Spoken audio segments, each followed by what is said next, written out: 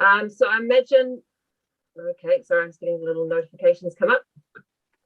If you can't hear me clearly, can you just let me know, Lisa, and I will adjust things.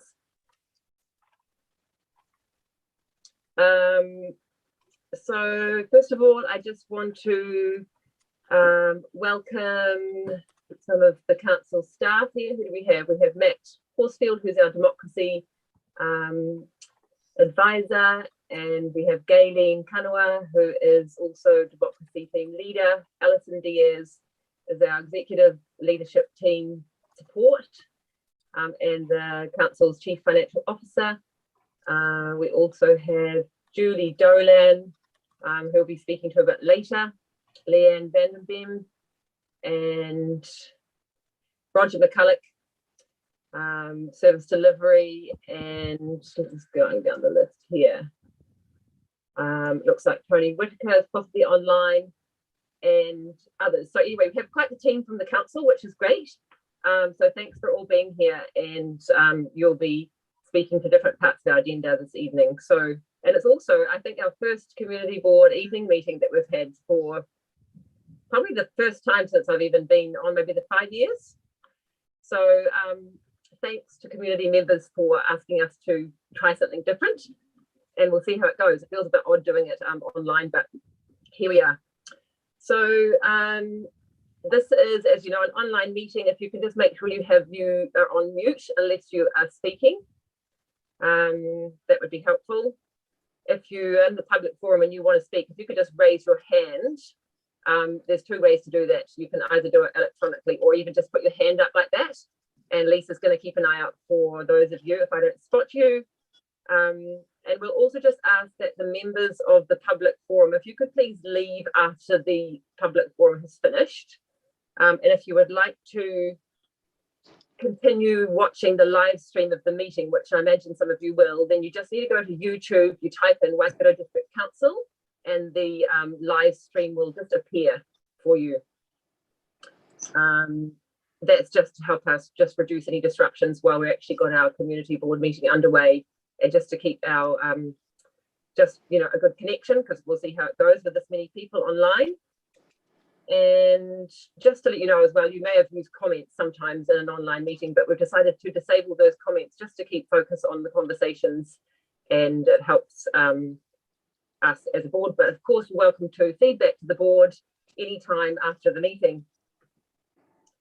And if I drop out of the internet for any reason, we're just going to have a little break, you know, during the meeting for a couple of minutes, but we should be fine. So we're going to start with, first of all, I would like to, we don't have any apologies. I think all the board members are present. And I move that the status of the agenda be confirmed and that all the reports be received. I just need a seconder for that, please. Thanks, I can second that. all in favour? Aye. Yep. Actually, community board members can probably be off mute. Are there any disclosures of interest on any of the agenda items this evening, please, from board members?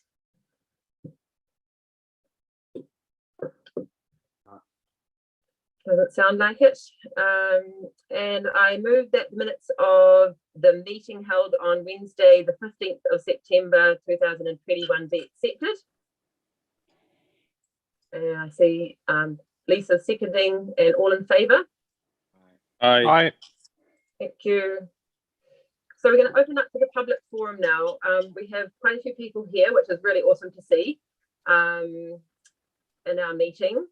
And we'll just have to do our best with this. It's going to be interesting, but we certainly want to, you know, hear from you in the public forum. That's why we invite you to be here.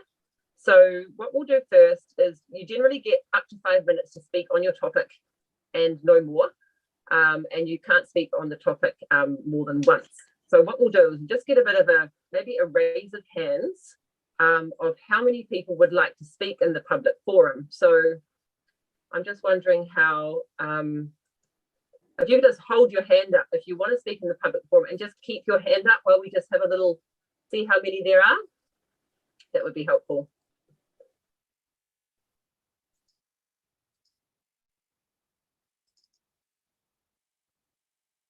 So at the moment, can you see any, Lisa, anyone who's wanting to speak? No hands up, Gabrielle. Okay, it's a little bit tricky if you don't have your video on, so you would just need to either put your video on, or there is a little hands up option, isn't there, that you can choose. Hopefully everybody knows how to use that. And if not, you can unmute and just speak, or just say that you would like to talk. That's another option. I think John just sent us a message on our community board Facebook. That he would like to speak. No, he just said, why is the chat turned off? We can't see who else is on the call or who's putting their hand up.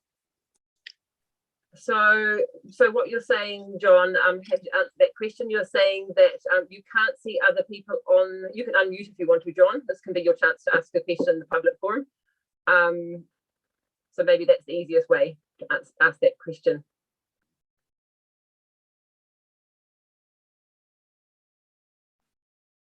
Well, maybe it's my not being able to use it properly, but Okay. I've now found that I can go to the second screen and see who's on the second screen. But normally you can see all the participants in one go, and or you can that. So okay, maybe it's sort of depending on the device, I think. Will depend on how many you can see. Yep. So it looks like at the moment, I'm just going to wait for a couple of minutes because we're just trying to make sure we don't miss anybody who would like to speak. So if there's something you want to ask or speak to, you can either unmute and speak, put your hand up, or raise your electronic hand. Otherwise, we will be getting on with the rest of the meeting.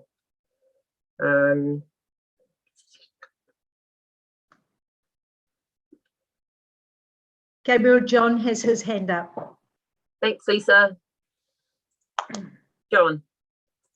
Yeah, still can't manage to use chat, but I did put some questions to Roger. I just wondered if you could go through those. I know somebody else did as well, so maybe you could go through those as well. So, John, if you are able to, so the reason we've disabled the chat is because it's too tricky for us as a board to actually be listening and be watching the chat. And also, we don't feel that's really supportive of our meeting. Like, you know, usually in a meeting, we wouldn't be having people chatting and we wouldn't be chatting as board members. So that's the reason why. So can you just, are there specific questions you want to ask? And if so, John, can you ask those now? I was hoping to put them in the chat because it's reasonably lengthy. And so is the other one. So it depends how much time we've got. You've got 5 minutes, John. So maybe Roger can read them out and answer them at the same time. I think that might be quicker. No, John, you've got 5 minutes to speak. So you can just, this is your time now to say what you would like to say. If you want to read them out, if you want to, that's the way that we will do it now. Okay. Kia ora, Roger. I see that you've written a report to Wednesday's Raglan Community Board meeting asking the board to focus on the extent of the operational area, fence alignment and pedestrian access, and reporting that Council's executive leadership team met with urgency on Thursday, the 23rd of September to discuss its recommendation. This was followed by a discussion with councillors on the Friday. As a result of these conversations, Council determined. So my first question was, how can Council determine something with an informal meeting? So what we will, thank you for asking those questions, John. I think I heard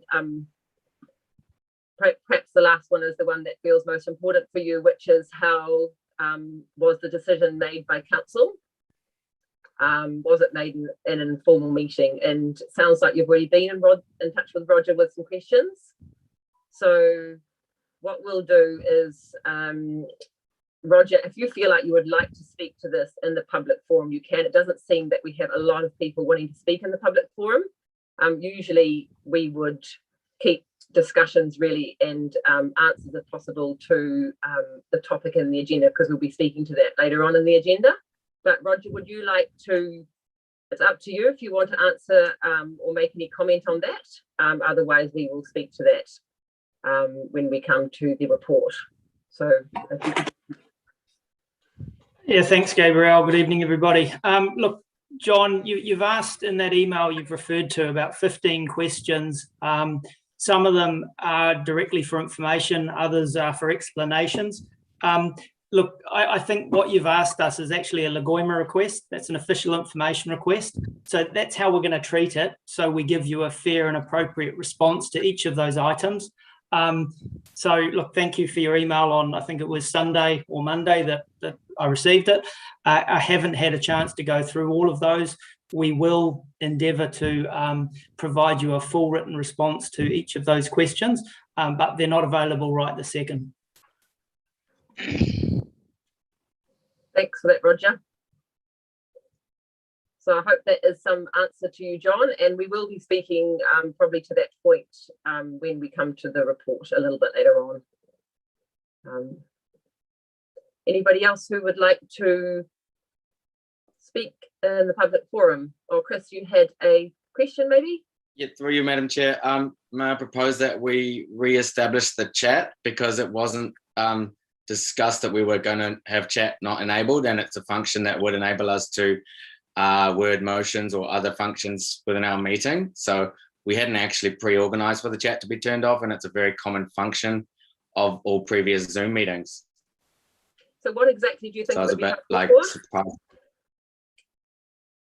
Yeah, what? for anything where it would need to be stuff being done. So can you hear me okay? Yeah. Yep. So what exactly do you think would be helpful for? Asking detailed questions or proposing motions or amendments to motions during our meeting. So we would usually do that just by speaking, right? Why would we do that any differently in this meeting? Because we're not in the room together, and it's normally we often work on them together. It would be an easy way for us to work efficiently in a digital space like we have done previously. Shall we see if we need to do that once we get to our report later in the meeting? And if we feel that that is holding us up, that we could consider that then. But at this stage, I don't think it's necessary. I don't think it will be, it will really support the meeting. Okay. Anybody? Are you okay with that? Yeah, just would have been good in the future to discuss changes. Like we have had a chat function on our last community board meeting. And it's quite useful, and on many of our other meetings it gets used extensively. So yeah, no, I hear what you're saying. It probably would have been good just to and be able to maybe as a board just to discuss that together, so take that on board. And I think we've got to realize this is new, so we're just trying to do the best we can. We haven't, we're getting used to knowing how to do this. We're not stopping the chat because we don't want to listen to people, or we're just trying to have the meeting run as best as we can. So Lisa, can you see anyone else who's wanting to speak at all? No. No. I'm going between screens, so I'm going backwards and forwards, keeping an eye on it, Gabrielle. Okay, thank you. Okay, so what we'll do is we're going to move on from the public forum, and we are going to, so what I ask, please, if you're in the public forum and you would like to continue watching the live stream, that you please remove yourself from this Zoom and go to YouTube, type in Waikato District Council, and the live stream will come up. If you have any difficulties doing that, I'm pretty sure that you can maybe just message one of the community board members and they can help you with that, if you're not able to get onto that. You can also just click on your top left corner where it says on YouTube and copy and paste the URL to the YouTube. Oh, nice one. Thanks, Chris. Yeah. So we're going to get onto our reports. So we're going to start with the discretionary fund report, which is on page 14 of our agenda.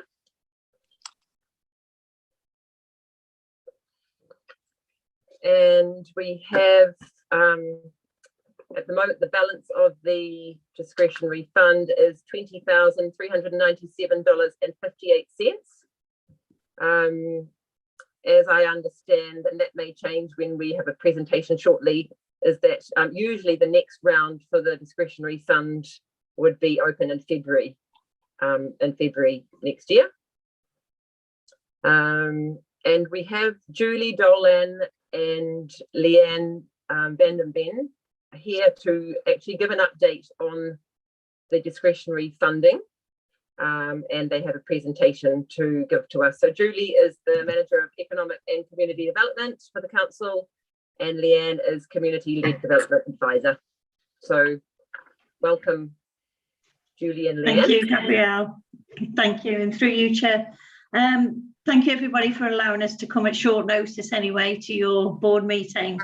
And we just wanted to take the opportunity to introduce to you the next phase of the discretionary funding that's come out of a review that's been ongoing for nearly 18 months now.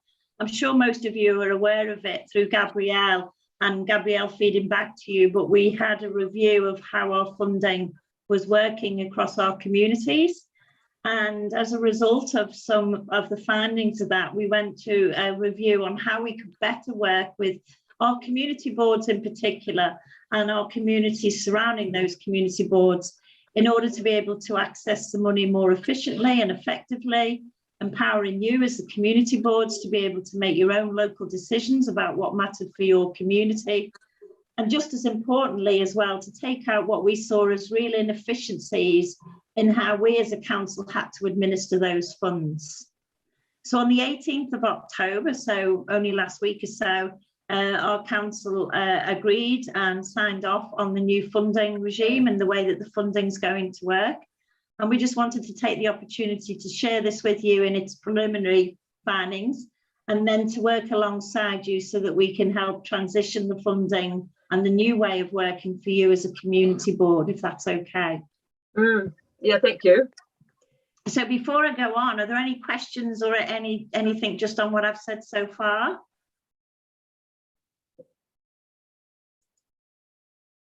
Okay, I'm really just stalling because I'm going to try and be technical now and share my presentation with you.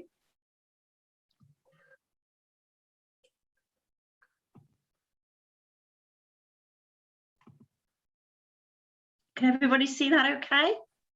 Yep. Okay, thank you. So what we've done is we've just put 3 slides together for you just to explain what we've been working through and what is going to be the new state for community board funding. So some of the principles that we worked around in looking at how we would evolve with our community funding was we wanted to recognise how we could empower community boards really to make your own funding decisions with your own communities. We also wanted to seek further opportunities of how we could be supportive of more seed funding for community events that are special to you and unique to you as your community. We also wanted to cut out what we classed as inefficiencies within the way that we manage those funds, not because we wanted to, just because when you're at the grassroots level like you are as communities, you can make decisions there and then and be more flexible with what you're looking to do. We want to be able to support balance and risk, because at the end of the day, we are using our customers' money and the ratepayers' money. So we wanted to make sure that we supported you in the new way of working. We wanted to move away from what we classed as the rats and mice funding, a very crude terminology, but it was, you know, the $50 funding for this or the $30 funding for that. We wanted to try and encourage our communities to think about how you all could come together and what might some of that look like if you were to support match funding initiatives, and whether we could work in partnership with you to leverage better funding and in particular possible match funding as well. And just like us, we're all behind the vision that we have about wanting our communities to be livable, thriving and connected. And that was a big driver for us about thinking how you as the boards can actually manage that moving forward.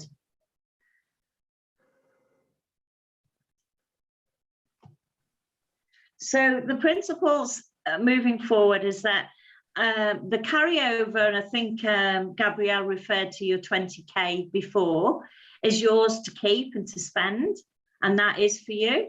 And then the allocation of the 21 and 22 discretionary fund will still come over to you as well. So you'll have that on top of whatever was your underspend from the year before as well. As I said, it's very much about us working with you to ensure that you manage your own funds with the support of the democracy and finance team as well. And we'll come on to that a bit later, because the third slide, Leanne's going to take you through what is the process for this. Where we can, we would like to see alignment to either your blueprints, your community aspirations programs, so your Raglan Naturally, where possible, where wider community events can take place or projects. And one thing we do need to be clear about is that the money needs to be spent on an annual basis so that we can secure match funding and obviously show our customers, our ratepayers, how their money is being spent. So they were the principles, and as from now, your allocation is for you as a board to manage the funding how you see fit within some of those parameters. And obviously, moving on from there, we'll go through a process. First of all, Leanne will go through the process of what that might look like for you. Bearing in mind that we're only, well, I would say we're only a car ride away, but at the moment we're only a Zoom away, to support and help through any processes or any ongoing issues that you may have around those. And I'm going to hand over to Leanne, who can take you through the processes. But again, if there's any questions before we do that, please feel free to ask. Thanks, Julie. Any questions from board members to Julie? Doesn't look like it. Julie, there's just one question I had. When you're saying that the money needs to be spent on an annual basis, do you mean that there won't be carryover? Or that yeah, there shouldn't be carryover.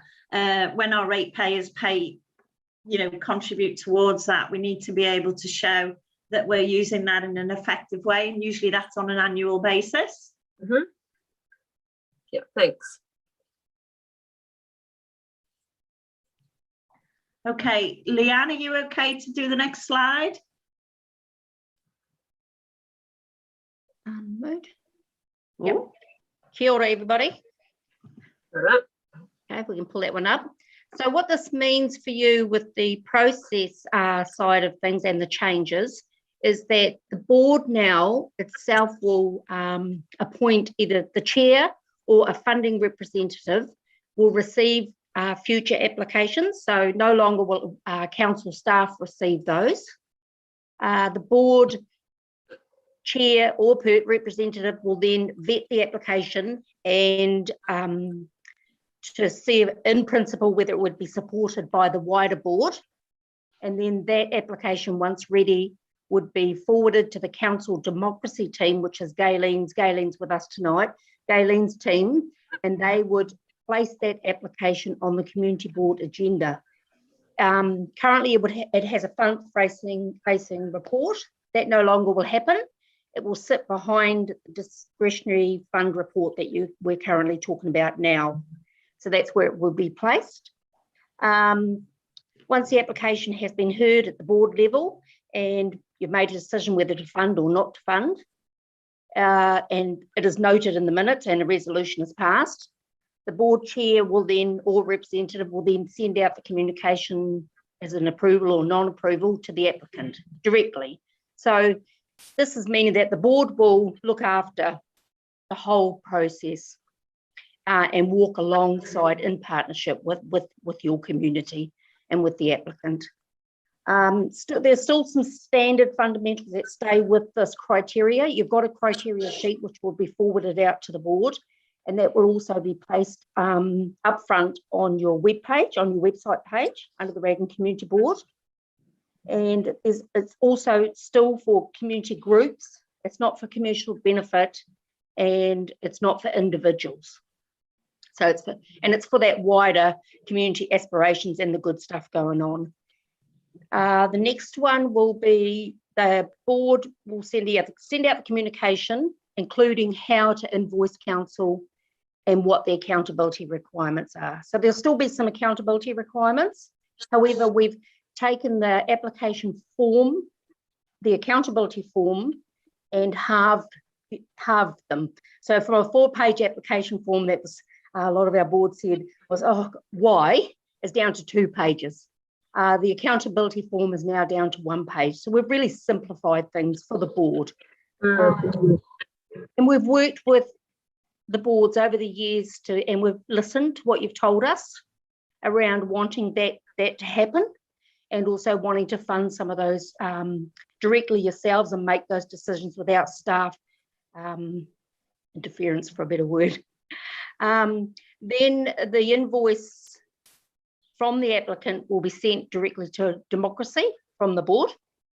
Democracy will then send that on to our finance department, who will look after it from that point and send out an accountability. No, you've already sent the accountability out, sorry. And then the applicant will send back the accountability directly to the board chair or representative. So that's it in a nutshell. Hopefully we've simplified this process for all the boards and committees. And like Julie said earlier on, we're there to walk alongside you and partner up with other seed funding and other opportunities. And we're really looking forward to doing that. Any questions from anyone? Thanks, first of all, Leanne, thank you so much for presenting that, and Julie as well. It seems, you know, it'll be quite a change for us as a board. And I think it'll be quite exciting to see how we can manage that, and just to see the difference that it makes.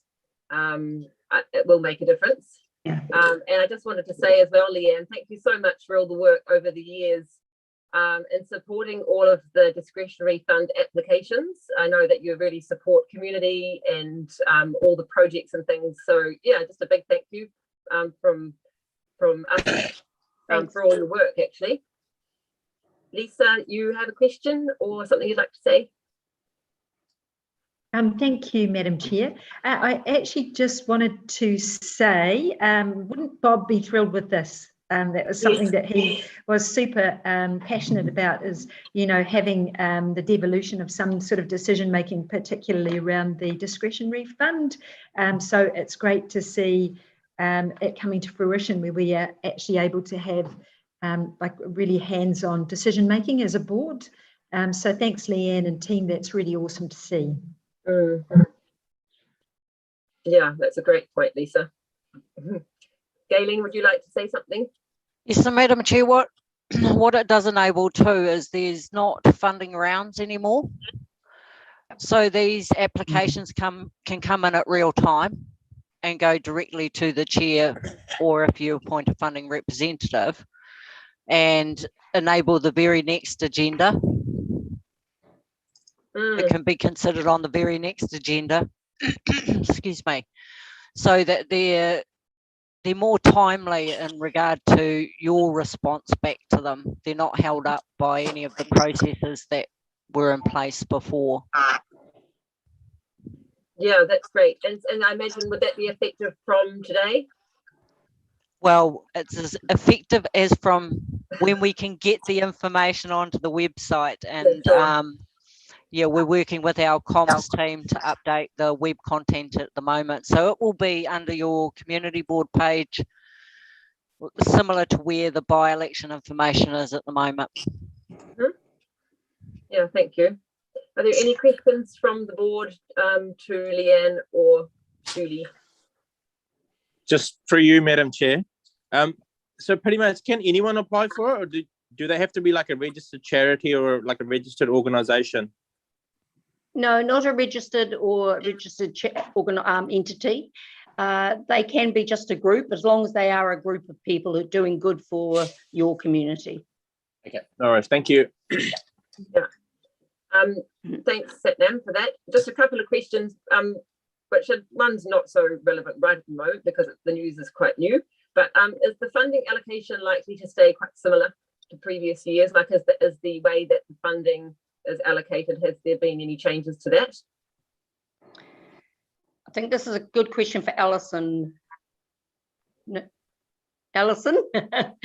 I don't believe we've had the next conversation yet, Madam Chair. So we know what's happening for the current financial year and for the carry forward to date, but I don't believe that council has traversed a decision to change up discretionary funds and the allocation of that. So there is a desire to create more funding for our local communities through match funding. Mhm. And we just need to do a piece of work on that to see what that might mean for discretionary funds. And Julie. Yeah. Gabrielle, sorry, through you, Madam Chair.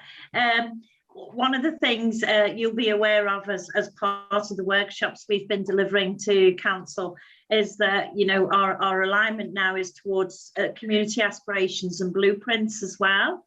So we'll be the rest of the discretionary funding has gone to support those initiatives across the rest of our district, that, you know, all of our district as well. So that's the first protocol that we'll be working on. And then over that time, we'll look at what else happens around there. So don't want you breathing a sigh of relief, thinking that Leanne and I are going to disappear, because we will be back. But we'll be back to talk about other things as well, while you're managing your own community board budget. But we're always here to walk alongside you. Hopefully you know that already, to support you with what it is that you want to do. And then we'll be back with our other colleagues to work more closely with you around some of your other aspirations as well, so that you can get on with the running of the grants yourselves. Thank you. Good to know that there's the support, not just going to be left to us. There was just one other question, and this may be something that we can just talk about a bit more offline, but I know that one of the workshops, I think I asked the question, is there the opportunity for each community to kind of tailor the criteria in a sense for it sounds like the criteria is quite broad in terms of supporting livable, thriving, connected communities. But you know, is that something that you would encourage, or are you really wanting? Are you wanting? Because I know, you know, as I mentioned previously on another funding committee that I belong to, you know, different communities actually tailor their focus, I suppose, for the year, or their criteria for the funding. Is that something that you feel, have you talked about that, or you think that would be good for us to think about, or is it better just to leave it really open in the initial stage to while we get used to it? I think that's something for you to consider. We certainly have guidelines. You certainly have guidelines that you need to follow, because it is our ratepayers' money, and we have to be accountable for it. But if you wanted to focus on some youth initiatives, or if you wanted to focus on other initiatives, that's really up to you as a community board. And there is a policy there that sits around what that funding criteria should meet as well. Yeah, like you say, it'll be good work to do as a board, and just to talk about that further. So thank you very much for presenting. Okay. Set name, is it Chris? Chris. Yeah, just when you say you want to shift the council's focus to match funding, can you just quickly unpack what that means? That's more the council directly funding $1 for dollar with organisations, or what? When you say a focus on match funding, can you just? Yeah, it's not so much a focus. It's more of the ability now to go out and match fund, working with our communities. We've directed the money towards, you know, the community aspirations and blueprints, and from that basis there we have the ability to go out to agencies, national and regional agencies, to see if we can attract more funding. So sort of dollar for dollar match doesn't always happen exactly dollar for dollar, but that's another criteria. So we've got a bigger benefit and bigger opportunities. And that money isn't going to be in the council, that's directed. That's what we're going to try and achieve for our communities as well. So it's an opportunity for us to leverage more funding coming into our communities as well. So will your match funding obligations negatively impact on our discretionary fund, or will they complement it?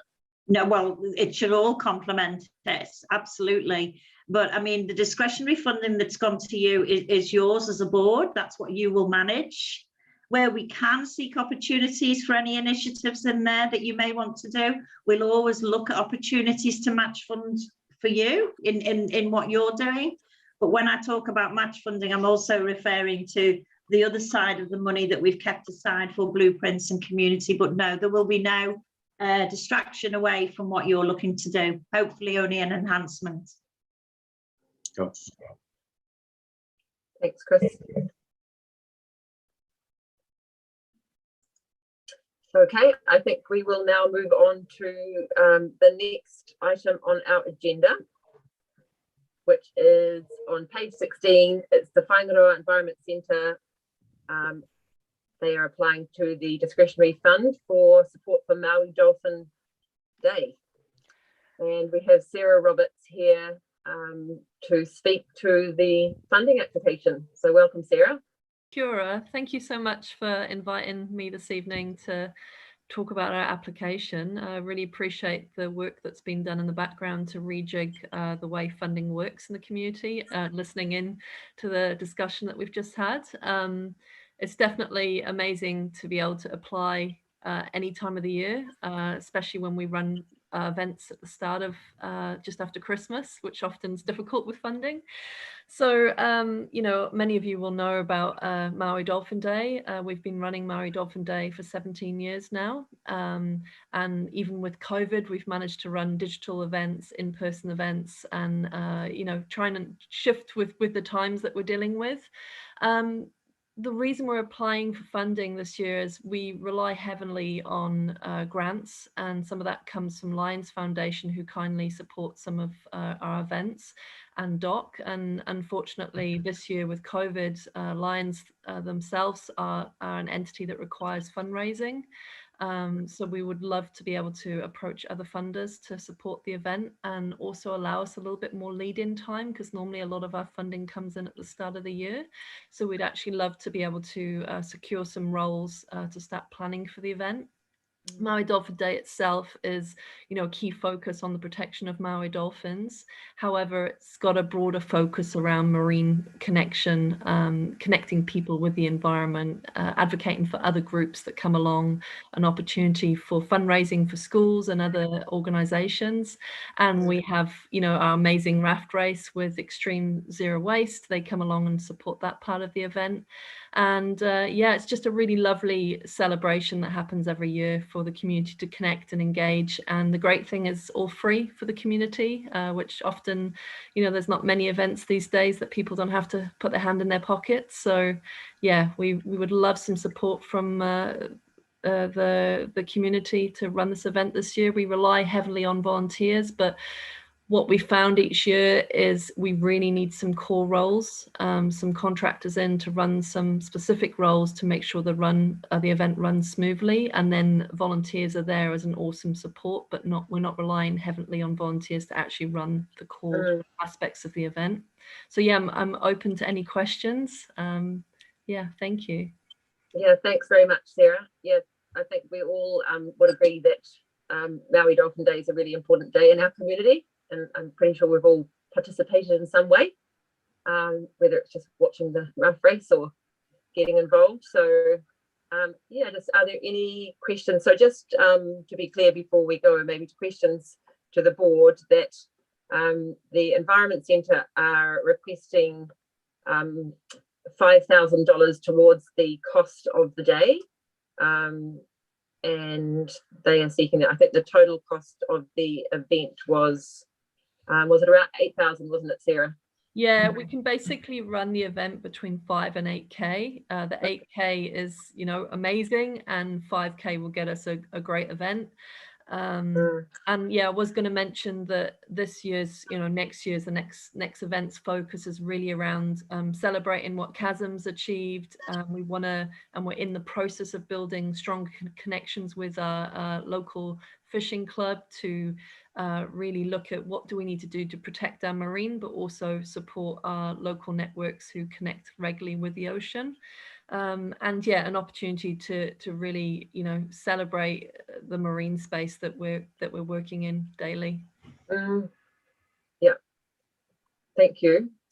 Are there any questions from board members to Sarah on the application? Lisa. And not a question, actually. Kia ora, Sarah. Thank you for coming to speak to your application.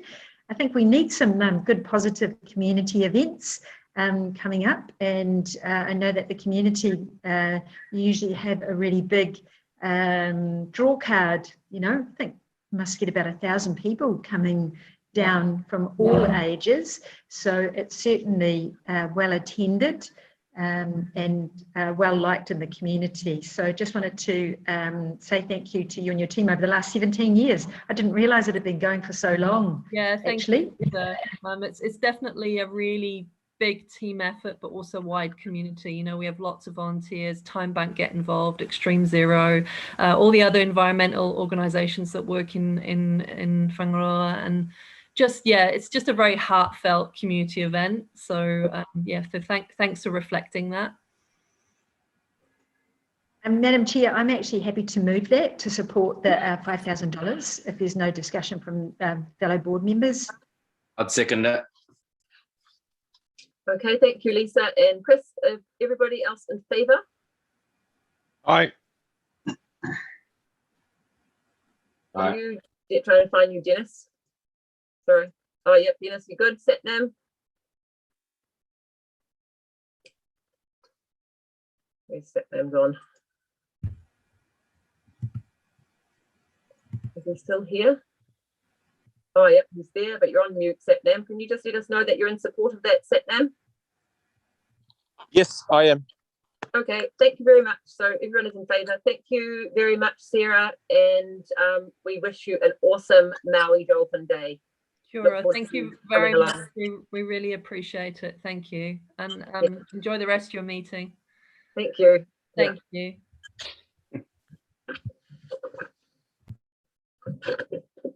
Okay, so we're going to move on now to the next item on the agenda, which is on page 48, and this is the Raglan Airfield. So let me just move to that here. So thank you, Roger, for preparing the report, and also to Mike Haynes, so I can see is on. He's an attendant. I'm just having a check. Yep, Mike's here as well. Hello, Mike. Welcome. Thank you very much for the work that you've done to prepare the report, and for the opportunity to feed into the draft of that report. We also have here Rob Ashley, who has been working as part of the team on the airfield. Hello, Rob. And I can also see, I haven't met you, Caleb, but I understand that Caleb Ahu is a council staff member, I think a newish member of council, and look forward to meeting you. Oh, there you are, Caleb. Kia ora. Look forward to meeting you in person one day. And I understand that you will be working in is it the open spaces team that you are? Sorry, I don't know, you're maybe open space team leader or something? Yeah. So good to have you here, and I can see Megan. Sorry, what was that, Caleb? Yes, you're right. Yeah, cool. And Megan May is here as well, and Megan's been involved in the project. So thank you all for being here. And so it was good just to get the report. What I wanted to say is that I've had some conversations today with different people and just been preparing for the meeting, thinking about where we're at. And I would like to just say that I feel like this can sometimes feel like a bit of a complex situation with lots of different views and needs. And I just believe that if we all act kind of responsibly and work together as closely as we can, that in fact there will be good outcomes for the whole community. I just really feel that we can do that. And also that the outcomes might be a bit different than what we think or we want or even expected. And also that we may not be able to conclude anything or have it all sorted out this evening. There is a temptation to want to kind of have all the answers now, but that may not be possible. So really it's just if we can all, I just encourage us all to keep open to what's really happening here and what are the best next steps I think we need to focus on as a board. So just as a recap, at our last meeting in September, we received the draft report and we requested a couple of things. One was that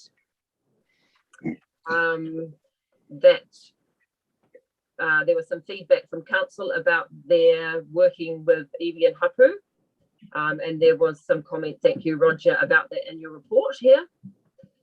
We also asked that some information be included in your final report, Mike, and we see that that was included and we appreciated that. I think that I was perhaps expecting there to be maybe some more questions and things come through the public forum, which didn't, and that's fine, because I know there are some questions that have been asked perhaps directly to council, which will be answered back directly to those people, like for example John Lawson's. And I think really this is the opportunity for us as a board to respond to Roger's report and to Mike Haynes' final report, and to be clear as a board where we stand.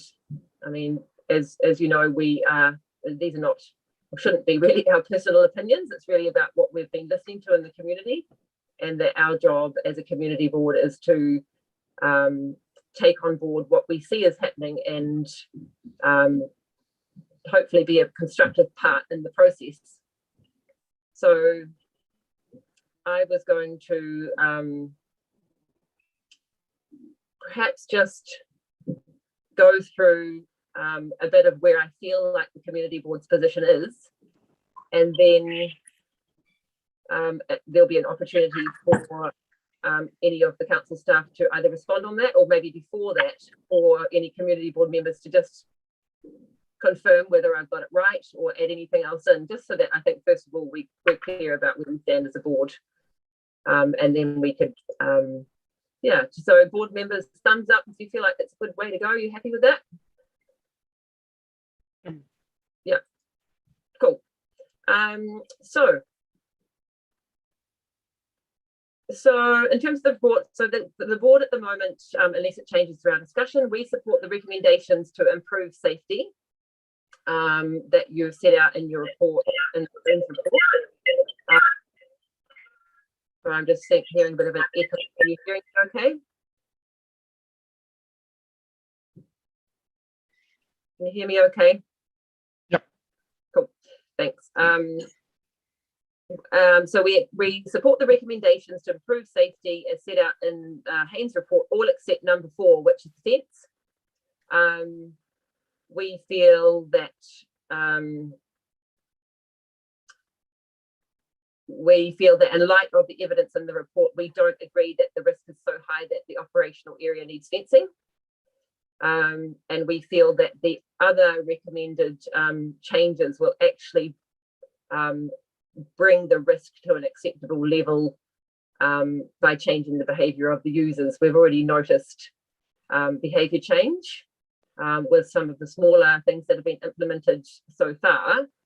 And we feel that the fence could be costly and would also change the open space, which is important to the community. So we're not in support of the fence, but we're in support of the other recommendations from Haynes' report. We also ask, really in terms of next steps, we actually asked for all the costings of the work to be presented to the board. So that would be the current operational costs of the airfield, the costs of the project, implementing the project, all the recommendations, and any kind of budgeted operational costs, because you're recommending some ongoing costs of oversight of the airfield and things like that.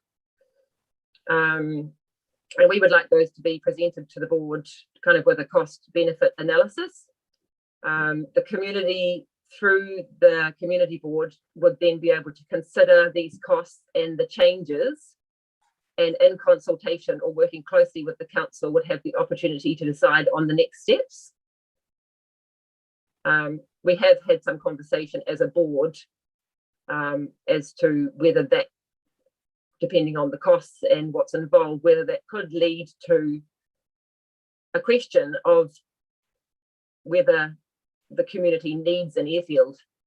But I'm not really wanting to focus on that so much now. It's really just wanting to say that we would like to see those costs. We understand that there is, from the council's point of view, there is a feeling of risk and a feeling of some sort of urgency to act. We feel that if in the meantime the risk is too high for the council, we suggest that they temporarily close the airfield while the costings are obtained and presented to the board. So that's really just in response to the safety report and the actions. In terms of the actual, just stepping back a bit and actually looking at the council process, and I think we know as a board, and we've learned that actually having a good process through, especially through something which is quite complex, or actually makes all the difference. And we've really appreciated that initially the process wasn't great, and that council and we were able to kind of change direction a little bit and just decide that we really needed to work closely together, and that made all the difference. So this is really talking a bit about the process now. So we can see that I can understand from the council's point of view that there is they see some urgency around the risk in terms of health and safety. At this stage, due to COVID, there isn't a lot of activity. And with that prior approval in place, the risk actually, we understand, has been reduced to date. We've also noticed, as I mentioned, the changes of behaviour already with the community, even just with the red lines being painted on the airfield, which is seemingly quite a small thing, but actually it already we've noticed that. We also made a note that in your report, Mike, you recommended that the council do work with the community to just sort of make a decision about the implementation. And I can just see that there's been lots of energy and resource gone into the project so far over the last, feels like a year. And that really we're asking the council to continually to work closely with the board to agree on a time frame and the next steps. We ask that the process is kept quite formal through the council and community board meetings. So that means we have good records and you know, that's transparent. We can actually show that to the community and things are very clear. We don't actually agree with the council's decision, which is on page 48 of this, on the first page of this report, paragraph 3, which was to not consult with the community on whether or not to implement the recommendations. So this just actually seems out of line with the process so far.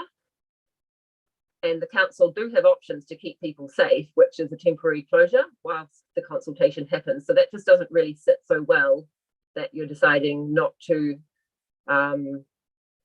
continue the type of consultation that you've been doing with us so far in this process. 2 more points and then I will finish. I know it sounds long, but I just need to get through these things. Thank you for your patience. The community board would like to see the minutes of the council meeting where the decision was made to implement all the recommendations. That will just give us more understanding about the discussion that was made with councillors and how that decision was made. And I feel that we as a board are confident in our board processes, and we ask that the community, this is just really to the community more than anyone, but, or I ask perhaps, that the community work with us as we work through this. So, you know, we are the elected local government members in our community, and we are working for the community. So we really appreciate direct contact. We appreciate respect, and we appreciate constructive feedback. And what I'm really saying is that as we work through this, we're really asking that the community just be honest about how it is for you and speak to us directly if you have an issue or you don't feel like we're doing something clearly or the process isn't right. Otherwise, there's a lot of things happening in the background which sometimes doesn't feel very constructive. So that is all I really have to say. There are a few specific things I feel like we're asking for there, which is really the costings, opportunity to be involved in the next steps and the timing, that we continue to work really closely together and that we see the minutes of the council meeting. So I'm going to stop talking now. And I would just ask if there's anything else that the community board would like to add to that, or really just, yeah, any questions, anything you don't agree on, just so that we have a clear picture of where we stand as a board. Through you, Madam Chair. Yeah, kia ora, thank you. Yeah, obviously this has been a big journey for all of us, and just note all the work by lots of people in this process and improving the process. But yeah, as an elected person to represent the community, I've heard very loud and clear that the fence is not popular. I go to the airfield almost every day, especially when the weather's good, and I've been going there every day for many years, and no one I've spoken to in that time has said, oh yes, this fence will be a good idea to improve health and safety. There's a lot of people who use the space on a regular occasion who don't feel that the fence is necessary. So I'm just simply really conveying that message that there was other measures in the health and safety report from Mike that looked very good and would help to achieve more health and safety compliance than necessarily a fence. And I prepared a motion that I would like to table, but maybe I will let discussion happen first, everyone, and then at the end of the discussion I will table a motion. Through you, Madam Chair. Thanks, Chris. Lisa. Through you, Madam Chair. And just with regard to that, I'd really like Mike to listen to some of your kōrero around, the provision of that fence, because like Chris has said and Gabriel, there's opposition to that. So can you give us your thoughts on those recommendations? I'd like to, hear your expertise, please.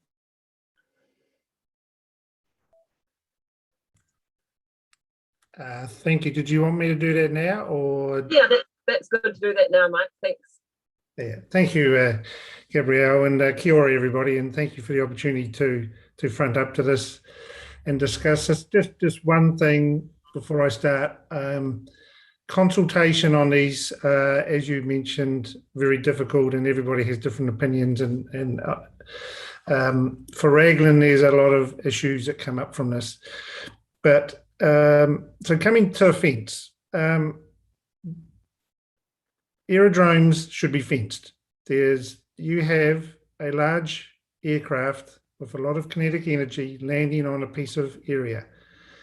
They're difficult to stop when they are flying, and particularly in the landing. And to protect people and animals and the pilot, aerodromes are fenced. I have come across very few that are not fenced, and those that are not fenced do tend to have a range of issues that mitigate the lack of fence. In this case, I haven't come across an airport where on a public piece of reserve, aircraft are allowed to land without some sort of barrier between the aircraft operational area and the public area.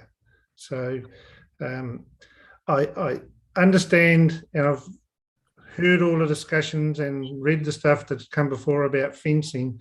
It is just something that is, to me, the first thing you would do if you create an airfield is put a barrier around the airfield to stop people inadvertently coming into the airfield. And I know it's a change in the type of operation, but for goodness sake, think about the safety issue that sits there. Many years ago, we said you don't need fences around swimming pools, and then people died. I mean, the requirements were put in there.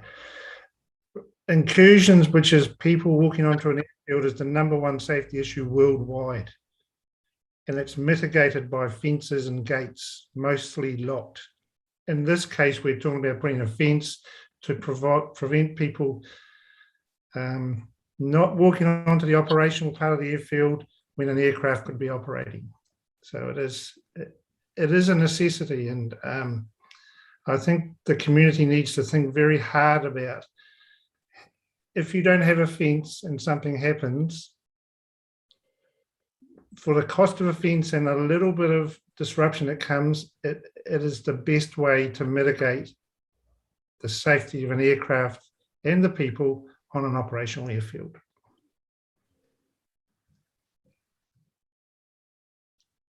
And there's not much more I can say about it because it is just an intrinsic part of aviation safety for an aerodrome. So happy to take some questions on that. Yep. Thanks, Mike. Through the chair, Mike, in terms of the form of the fence, in the early days it was discussed that it'd be just a standard farm fence. Is that sufficient when that someone can climb over that, or is it what you'd see around Hamilton Airport, a high fence that you can't chainmail fence?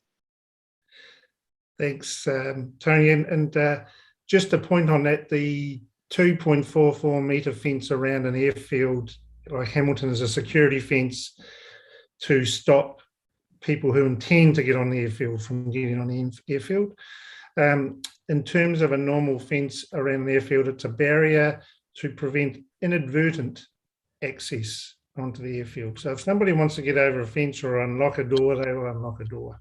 The type of fence is really up to the discretion of the aerodrome operator. Farm fences have tended to be the ones to be used, particularly around small airfields. But any, and that's why when I did mention in there about there's some discussion with the community about the appropriate type of fence, it really is about what looks good, what's most practical for the use of that piece of land. But there is no specific standard for a fence in this case, unlike the one around Hamilton. But in most cases, it is something that is of a reasonable height. If it was what's called a certificated airfield, like you would have at Westport or Gisborne, it's normally a 1,200 millimetre high fence of solid construction. But in this case, it could be whatever height would be deemed to be a barrier to stop people inadvertently or animals getting onto the airfield.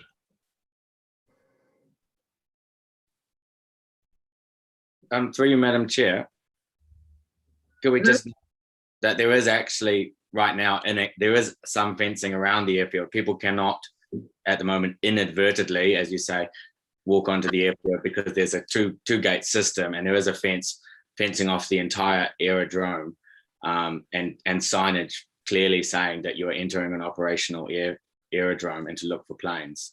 So I just so that we've got that there is some fencing there. It's not like it's an open paddock at the moment. Well, so Chris, and that's a good question. It is actually an open paddock because the airfield is not the whole area. The airfield is a defined piece of landing strip. And that, from the work we've provided back, is approximately, I'd say, 1/3 to a half of that reserve is actually the airfield. The rest of it is not part of the airfield. The airfield is as described in the Aeronautical Information Publication, which is the document pilots use, and it describes the width of that. So the land itself is not the airfield. The airfield is the piece of operational area where the aircraft will land and take off, and it's less than that. And that doesn't have a barrier. And so that was what and again, and maybe some explanation is that what I'm suggesting is the fence goes where the airport operational area is, where that stops. Because at the moment, when I arrived to look at that airfield, I was, to be honest, astonished that doesn't look like an airfield to me, apart from the two windsocks. That's just a reserve. I could get out of the car with my daughter, kick a ball around, do it, because there's nothing else it says apart from a couple of signs, and it doesn't delineate where the runway starts and where the runway stops, which is what a fence would do, clearly mark the operational area of the airfield. But it's a good question, thanks.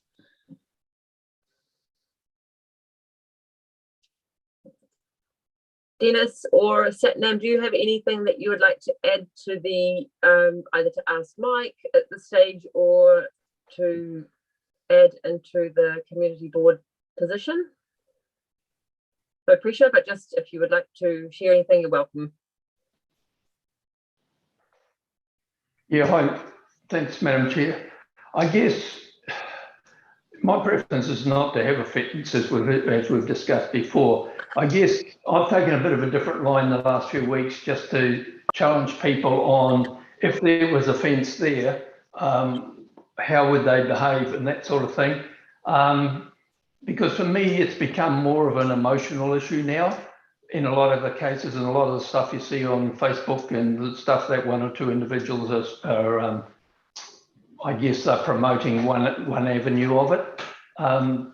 So for me, I've sort of said to people, if it did get fenced in some way, and I'm not in the opinion how it be fenced, you know, what is it? What are the issues that you're then faced in using that airport, that field for recreation or for walking or running and things like that?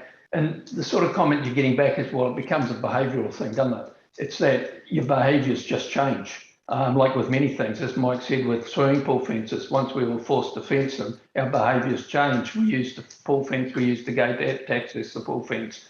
And I think we have to look at it. We do have to consider if it's going to stay as an airport, and I know there's a debate about that, and that sort of thing.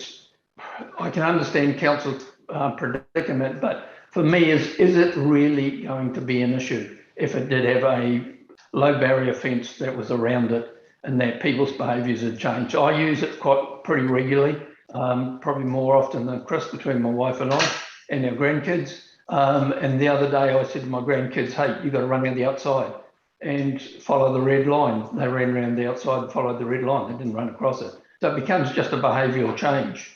And I just question, even though I personally would prefer not to have a fence, that if we have to go down the route of having a fence for the health and safety side of things, which I understand fully, then how much of a behavioural change for people is it really? And as I indicated in the discussion we had the other day, other than a few guys with dogs, probably 70% of the people are now walking and jogging around the boundary of that reserve area and that sort of thing. So for them, the behavioural change has already started, but there is still an element that don't. That's really my position on it at the moment, Madam Chair. Yeah, thanks for that, Dennis. That's helpful. Satnam, do you have anything particularly you'd like to share? No, yeah, I use the airfield quite a bit as well for exercise, and I have noticed in the last month or two, you know, people are actually following the red line. You know, in the 2 months, there may have been the odd occasion where a dog has run across the field, but that's very rare where it used to be. I think it's more of an education thing that we just need to educate, have more signs up, and I just don't see a need for a fence to waste all that money just to prove a point. Thanks. Thank you. Mike, I just had a question for you, which it's not my own question, but it was a question that a community member asked me last week in terms of safety. So if the area ended up being fenced, at the western end, there would be a more narrow strip, I think, between two fences, if that's the way that we actually kept that access around the southwestern sides. They said that actually a lot of the incidences were actually planes flying into the end of the airstrip, into the fence. So would that actually create, in a sense, a safety issue in itself, that you're kind of narrowing people into this walkway where, I mean, I don't know, that was just a question. I thought, yeah, that I get the point, and I just thought I would ask you whether you had considered that. Yeah, it's a good question. The answer from my point of view is no. At the moment, and I'm a pilot, so you fly into Raglan at the moment, you think, well, that's a great big airfield. So you don't concentrate so much on your landing because you know you've got plenty of space, even if there's people there. When you say the word narrowing up is not quite right, but I know what you mean. It appears that way. But if we make it the right size for aircraft operations, then the pilots know exactly where they're supposed to land, and they'll actually have a better perspective of the end of the runway. Because at the moment, you don't get a perspective when you're landing that fence at the end is coming to you very quickly because it's so. But if there was a fence there and properly delineated, you'd actually see that how far you have got to go. So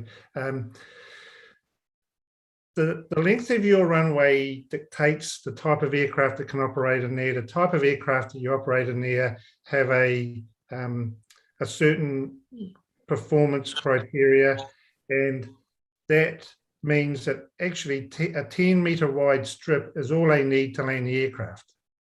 So at the moment you have 70 or 80 metres. So pilots are used to landing on 10 metres of runway.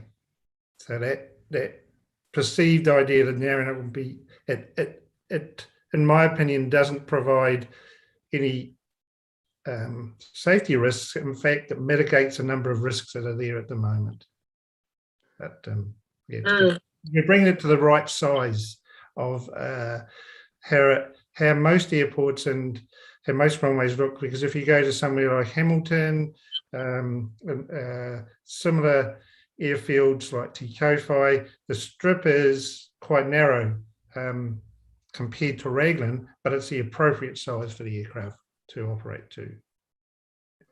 Yeah, so I suppose we don't have to talk about the exact detail of the width, but is it actually 10 metres, or is it, because I was just trying to think when I read your report, there's the air strip size, but then there's space that needs to be on either side, right? So in fact, wouldn't it be 30 metres? Right. So we're starting to get a little bit technical now, but it's. I'm thinking if people are hearing me say 10 metre wide, that's really, if that's not in fact right. So what it is, that could be confusing for the listeners. Exactly. So the grass runway, normally a runway, so a sealed runway would have a runway that's sealed and then a strip area which is grass outside of it for protection for the aircraft if it runs off the runway. For grass runways, the runway and the runway strip become the same thing. They don't get delineated as much. The required width of the landing area needs to be 2.5 times the undercarriage of the aircraft. So the undercarriage of the aircraft determines how wide the runway piece is. So you double that, and that's the runway. So 10 metres, based on the type of aircraft that operate. The strip area is there to protect the wings, which are normally longer than that, to make sure there's no obstacles out there. So at a grass runway, you combine all those things together and you just say, this is the runway strip that's published. As to where the pilot lands, they determine where that would be. So yeah, sorry, it's a little bit harder to explain, but it's just the fact that for a grass runway and the type of aircraft you have operating there, they don't need very much room to operate. So thank you. So for example, if an area was fenced, would it only be 10 metres wide? No, the area would be, I've given advice that you take the runway, add the strip protection on and add a little bit more just for the fact that where the locality is, and it would meet the Civil Aviation Authority's guidance for the protection of the aircraft type that operates that runway. And that would be about 30 metres. I'll have to pull out what it is, but it's 30 metre. Yeah, 30 metre are quite a common piece. So a 30 metre strip is the size of a runway for a 737 aircraft. So it's quite a wide strip. So yeah. Okay. So somewhere in between 10 and 30. But anyway, maybe that's quite technical for now. But Satnam, I noticed, Chris, hang on a sec if you wanted to speak, but Satnam, I think you got your hand up. Would you like to say something? Yeah, just for you, Madam Chair. Do we know what the cost is of putting that fence up? We haven't had the cost through, but Roger, is that something that you would like to speak to? Yeah, absolutely. I'll answer that question. I guess like the conversation's covering a whole range of points, and if I could just clarify a few things. I suppose the first one is thank you for the spirit of this conversation. I think it's a very helpful, open conversation that shows there's good alignment and acknowledgement of the safety issue that council is trying to address. So thank you for that. And I think it's acknowledged there are sort of three issues here. One is the safety issue, that's an immediate concern. The next one's the land tenure one, which we have entered into dialogue with the relevant parties on that one. And in terms of the use of the land that was raised earlier, it may well be tied into the land tenure, but all of those things as we move forward are going to get looked into. So, you know, I acknowledge the board's stance on the safety and supporting all of the recommendations apart from recommendation 4. That's a really helpful steer. And I'll talk a little bit about the fence in a second. In terms of the costings, which you've just asked about, yes, we will give you the costings. No, we don't have them at the moment. We have linear metre rates for fences in similar environments, which we're using as a rough guide, but we are still trying to work through the details. And this is where there's 2 points here. One is you've asked the question about why don't we close it and whilst we have conversations with the board and other key stakeholders, and whilst we do any remedial works. I guess that was a starting point. When we got technical advice, we were actually advised that if you do an immediate closure, you will actually make it more dangerous because of the runway users, i.e. the flying fraternity, won't get enough notification to know that you've actually closed your airport, and you potentially can make it more dangerous. So that was a starting point. We did consider it, and ultimately we decided, based on safety grounds and also the need to do proper planning, we shouldn't immediately close the airfield, or rather suspend operations of it. And then I guess, what does planning look like? In the report, I mentioned the willingness to work with the community board and key stakeholders to do a couple of things. One is to define the operational area, which is the conversation we've just had in terms of how wide or narrow can it be, where does the fence need to go or could go, and how do you provide for pedestrian access? Those are topics we're very keen to engage with the community board on. And ultimately, we acknowledge from a community perspective that green space, open space for recreation, running dogs is really important. So we are, through this process, wanting to narrow up the operational area and improve the accessibility of the green area, but also ensure the ongoing access to the beach for public. So all of those things are things that we know are important, and we want to work with the community board to ensure that we protect going forward. I suppose, looking at my notes, Gabrielle, you covered a whole range of things that are worthy of commenting on. I suppose you talked about good process, and as you know, we didn't start this process as well as we'd like to have, and so we stopped what we were doing. We started engaging, and I think the process has been going quite well. And, you know, that's why it takes time. At some point, one does need to firm up the decision, and we're getting pretty close to that. And that's why I sort of framed up the report in the way I did. But I didn't mean to exclude the community board in making or helping us firm up some of those key parameters around operational area fencing, etc. So if you got the impression that we'd made some decisions and that the community board wasn't going to be included in exactly what was going to happen on that site, I'm sorry, that's not the case. We're definitely wanting to engage on those key things: operational area, the definition of, and we need people like Mike to help us in terms of widths of planes and all sorts of things as well, where the fences go and how that affects pedestrians. So that's all a given.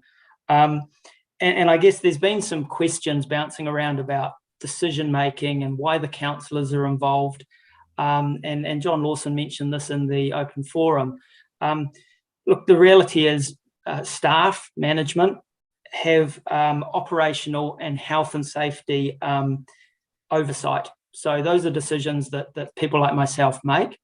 When we deal with significant infrastructure and assets, strategic assets like an airfield, it goes into the political realm because we have a significance and engagement policy that starts saying, if you want to change the use of, or if you want to do anything major around a significant and strategic asset, you've actually got to consult with your communities, you've got to talk to your politicians. So there's some definite things going on here. One, operational safety issues. That's what's the short-term goal. Longer term, what's happening to this strategic significant asset, and that's where these other conversations are all going to feed into. So I hope that's helpful and happy to answer any questions. Thanks, Roger. Yeah, I just have a couple of questions, and I appreciate also the openness, and always appreciate working with you. Thank you. I don't think anybody from the board was questioning why the councillors were involved in the decision. I never said that, so I understand and would expect the councillors to have been involved in the decision, like they were earlier in the year. And I appreciated, you maintaining that openness to work closely with the board on the detail, but it felt that there was a step that was missed, which didn't feel like it felt like it actually fitted with the process, and that was the step of the decision making. So, and that's specifically what I think maybe another couple of people have raised. So, it just, we were following a certain process, and for the community, getting this final report was quite a big deal, because for some people and for different reasons, it's a big deal and some it's not. And for the board, so I just felt that there was a formal part of the process that wasn't really met. And that's really why we're asking, I suppose, for those, for some more information about that meeting with the councillors, because in a sense you have decided to go ahead with the recommendations. So yeah, you're including the community board and the community to a point, but it just felt like a step was missed, that's all. Yeah, and I think that if there was a very good reason why, then we would like to hear about what that was. But if there was a sense that was an urgency, I don't think that sits so well with the board, that there was such an urgency when you had options to temporarily close, that it was actually a good enough reason to not come back to the board formally with a report, and to at least keep a little bit more, work a bit more closely. I think you understand, Roger, what I'm talking about, because we've spoken about this earlier today. And it just feels important as a board that we don't just let these things fly. Like, we're not trying to be picky. It just feels really important. Yeah, look, I can acknowledge that, Gabrielle. And in hindsight, I think when we agreed that we needed collectively an independent report, and we collectively looked to an independent person, it ended up being Mike, we probably didn't have enough of a conversation to say, when the report is finished, what are we going to do with these recommendations? Are we all agreeing, not knowing what the recommendations would be at that time, to all be bound by them? Or what was the decision-making process that needed to follow as soon as that recommendation and that report landed? So in hindsight, I think we probably could have tightened up our process, and I acknowledge that. I guess one of the things that is probably helpful to note is, as soon as council gets a piece of information or a report from a subject matter expert that tells you there's something wrong and tells you what you need to do about it, you're on very dangerous grounds if you don't follow that.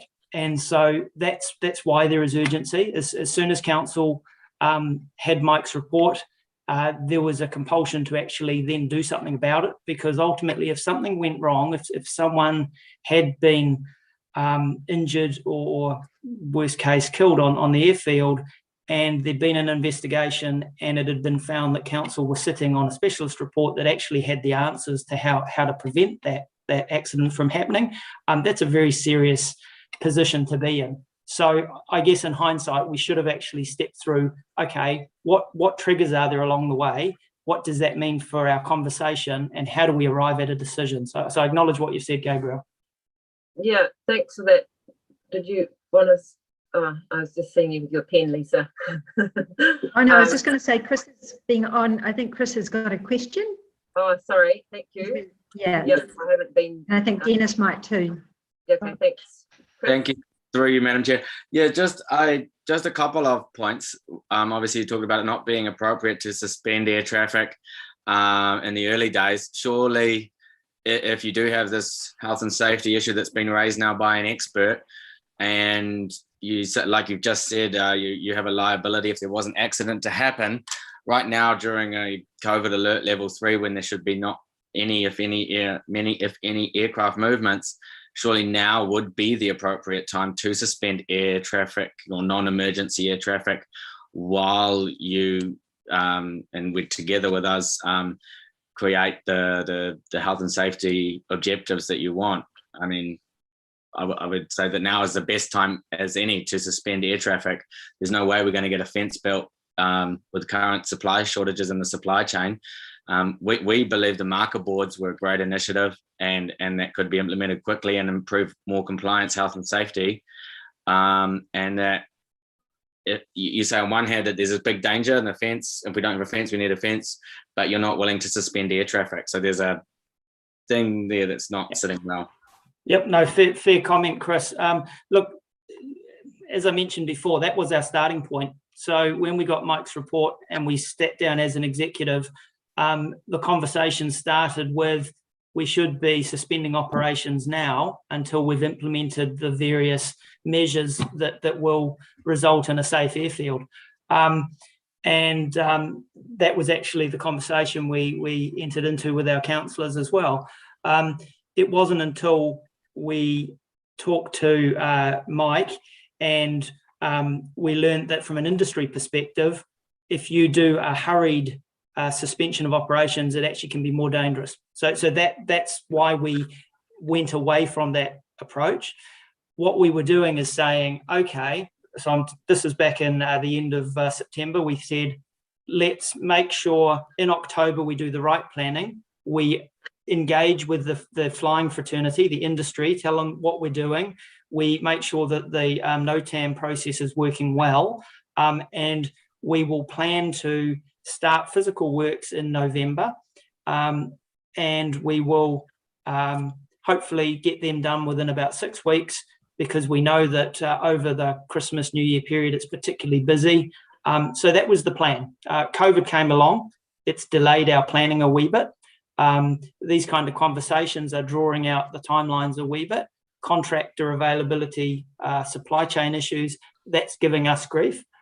So our plans are having to shift a wee bit, but what you were suggesting in terms of shut it down immediately, that was our first starting point. We just learned that probably wasn't the wisest thing to do. And I'm happy for Mike to comment on that because he gave us that advice. Yeah, I'll just give you a couple of points just regarding that. So pilots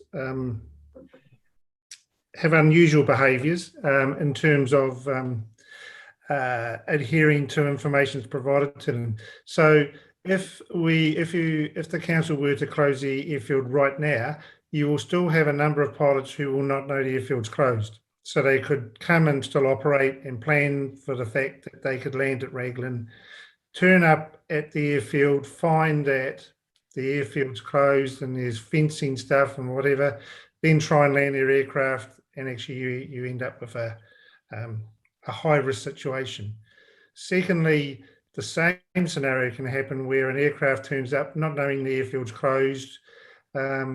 People in the community believe the airfield's closed because they've been told it's closed. They continue to walk around the airfield and this guy tries to land or lady tries to land. So aviation's a risk adverse area where we say information to the operators, plan it properly, and also ensure that everybody is well informed from pilot to the community of when you're going to close it. Also closing it then, you have pilots saying, well, what a waste that Raglan's closed and we could be operating during that period of time, and COVID did come along and upset that process. So yeah, there are risks when you do for want of a better word, a knee-jerk straight away closure. You're better to do that in a planned process. And also the piloting community can see that the reason it's closed for 6 weeks is because they're actually doing the work, not because they're spending 2 or 3 weeks planning and discussing. So there are a number of risks that had to be looked at. Thanks, Mike. Can I just ask a question? Would that make a difference in terms of with the prior permission to land? Would that be even if it was, would that be would you still find that if it was temporarily closed and you've got the prior permission, well, you wouldn't have that in place then, would you, I suppose? But can you have both in place, or is that would that give an added level of so my advice was the prior permission is actually a reasonable mitigation at the moment whilst you work through your planning to close it to do the repairs. We already know that a number of aircraft still operate even though they're supposed to get prior permission, but they don't. So yeah, you still have people operating.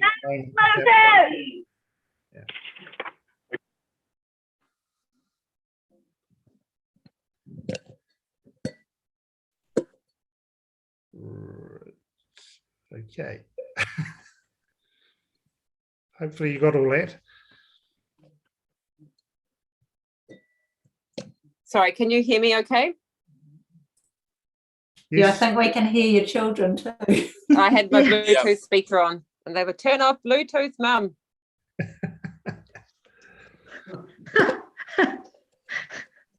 And they didn't say anything like, well, actually I won't say what they might have said. And just one of the other things to keep in mind that we mentioned to Roger and the team was September, October is when pilots tend to pull the airplane out of the hangar. They've had it in the hangar all year. They haven't gone flying.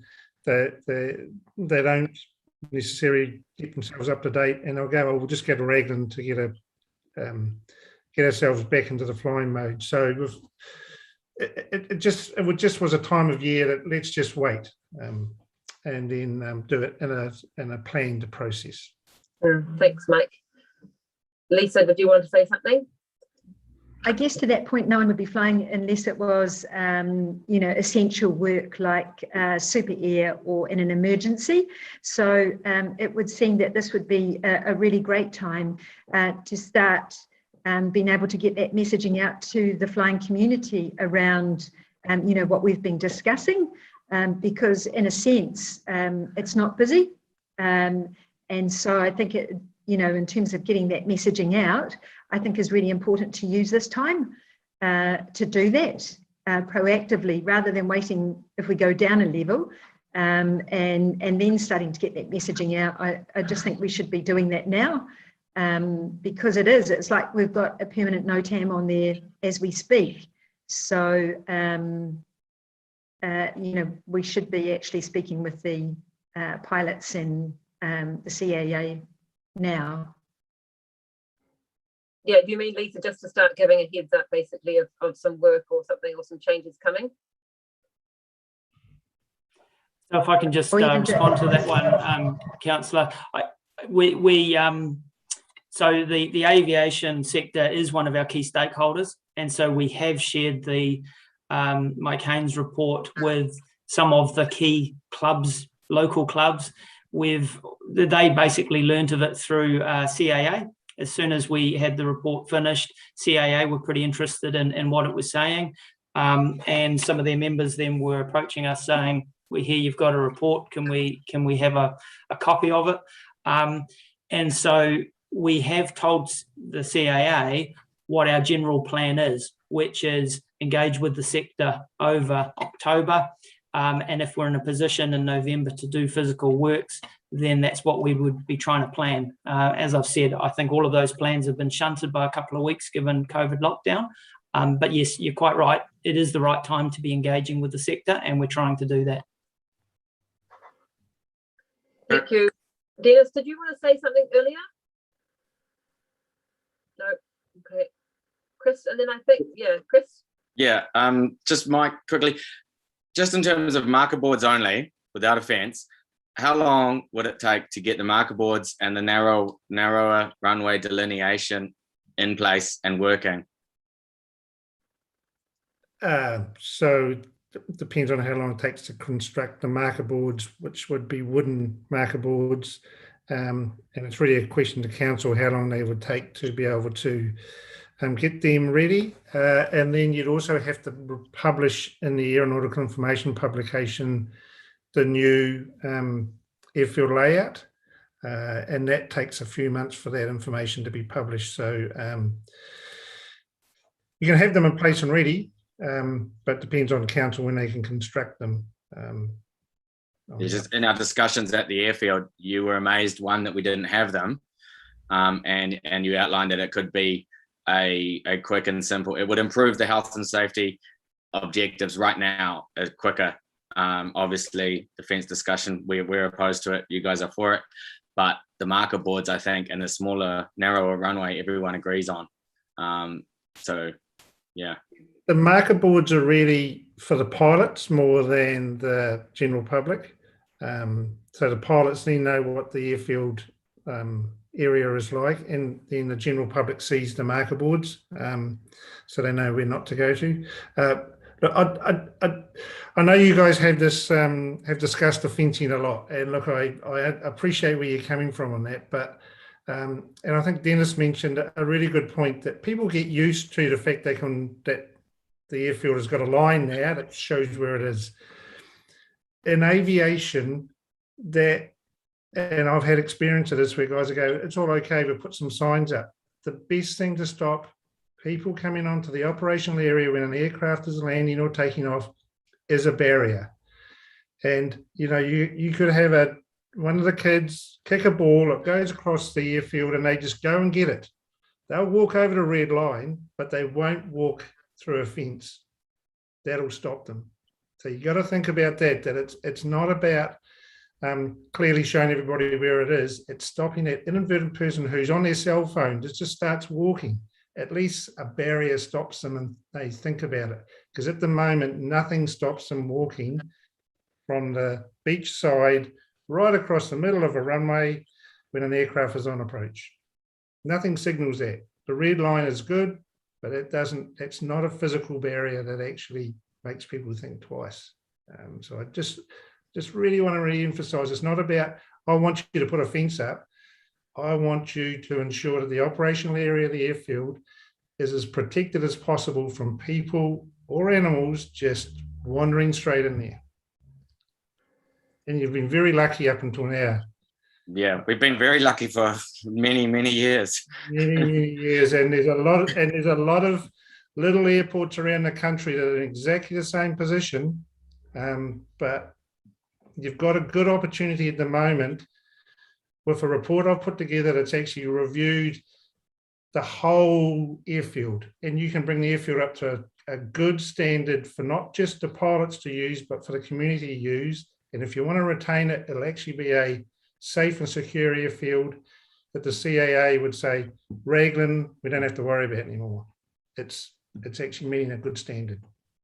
Can I just add to that one, Mike? With our level change, so we've all been told that we're going to get a little bit of an ease of level 3 where recreational activities will be able to resume. Now, that may well be interpreted by the aviation sector that they can jump in their plane and pop over to Raglan and spend some time at the beach. So we may, as of next week, start finding increased use. Just a thought. And look, just an interesting fact, and you know, this is not related to that, but I'm doing some work at Masterton for Hood Aerodrome. They had some of their highest aircraft activity during COVID lockdown last year. Well, that's weird.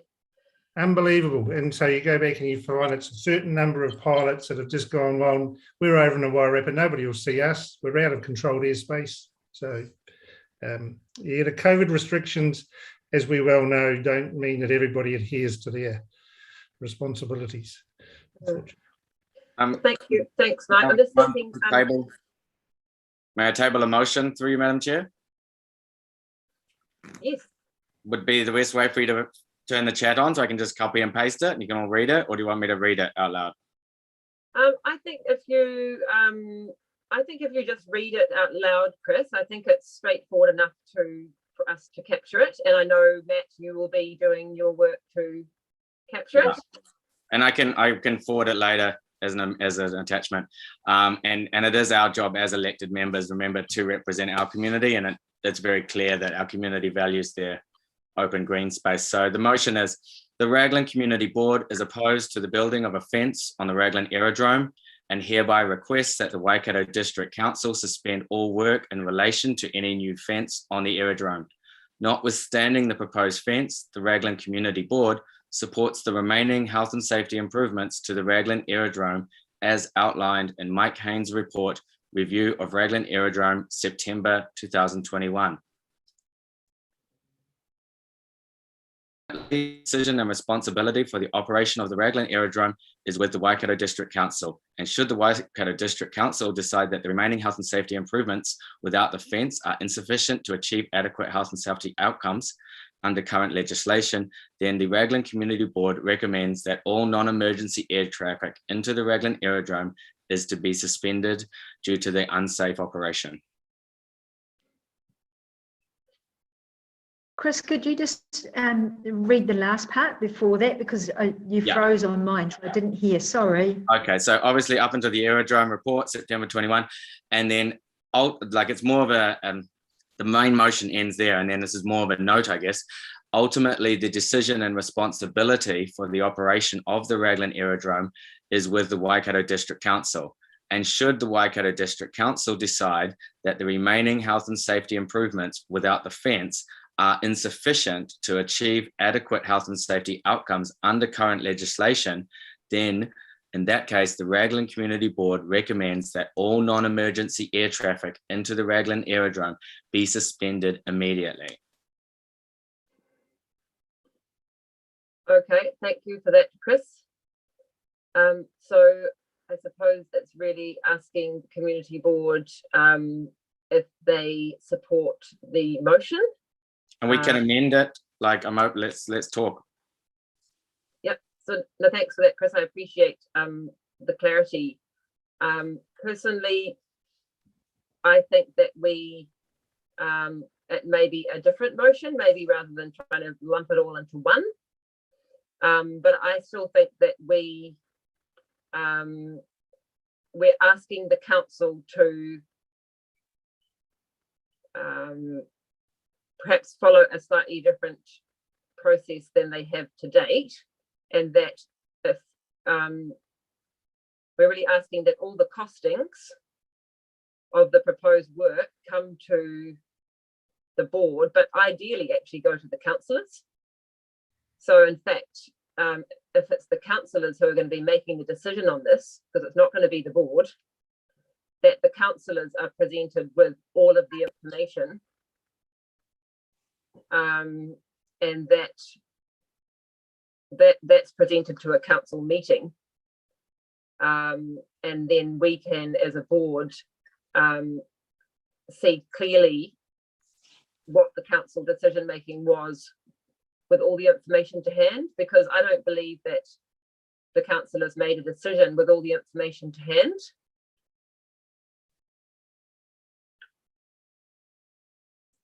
When you say the information to hand, Gabriel, do you mean the breakdown of what you requested earlier around the cost of so with all of that information that you requested earlier, and then based on the recommendation that Chris has put forward, is that what you're saying? Yeah, I think so. It's really saying that this is the position of the board, the Raglan Community Board. These are all the costs involved in the implementation of these recommendations. And Any other information that the councillors would need, if there's other information that's come through other community members that hasn't come through the board, and then that the councillors make a decision. Yeah, that the councillors make a decision with that.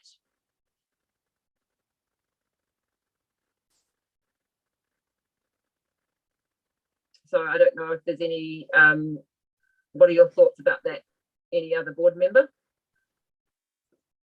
What about you, Tony? What do you think? Or Dennis? Yeah, Madam Chair, firstly, you probably need to get a seconder before we talk to the motion. And then I've got a couple of questions for Chris. Yeah, Satnam or Dare or Tony, do you have a seconder to the motion?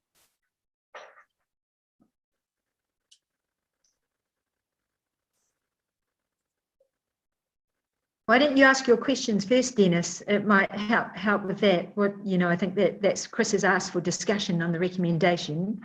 Well, thanks, Madam Councillor, but we did criticise council for not following process, and I think the process is if we move a motion, we need a seconder, and then we have discussion on the motion.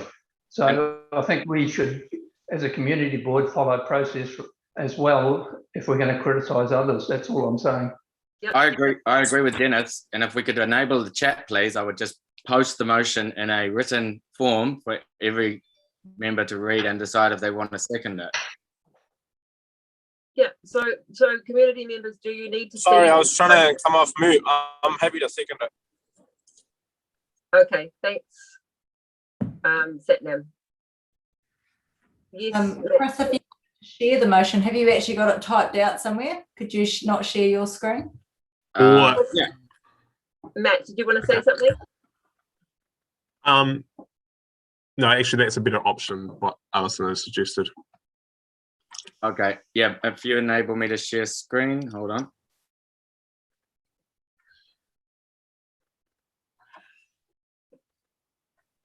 Hope I get the right.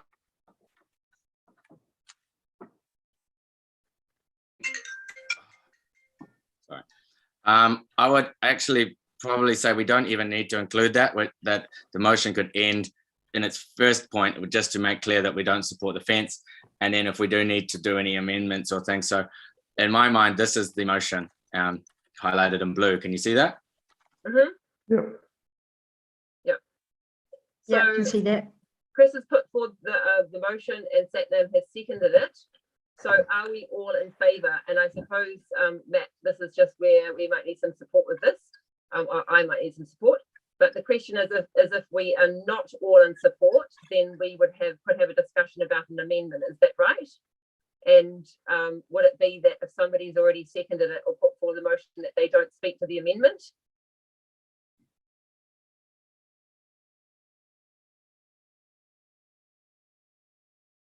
No, I don't see why they can't speak to the amendment. Okay. Just wanting to be clear about that. Okay. So Chris does get the right to reply at the end after the discussion.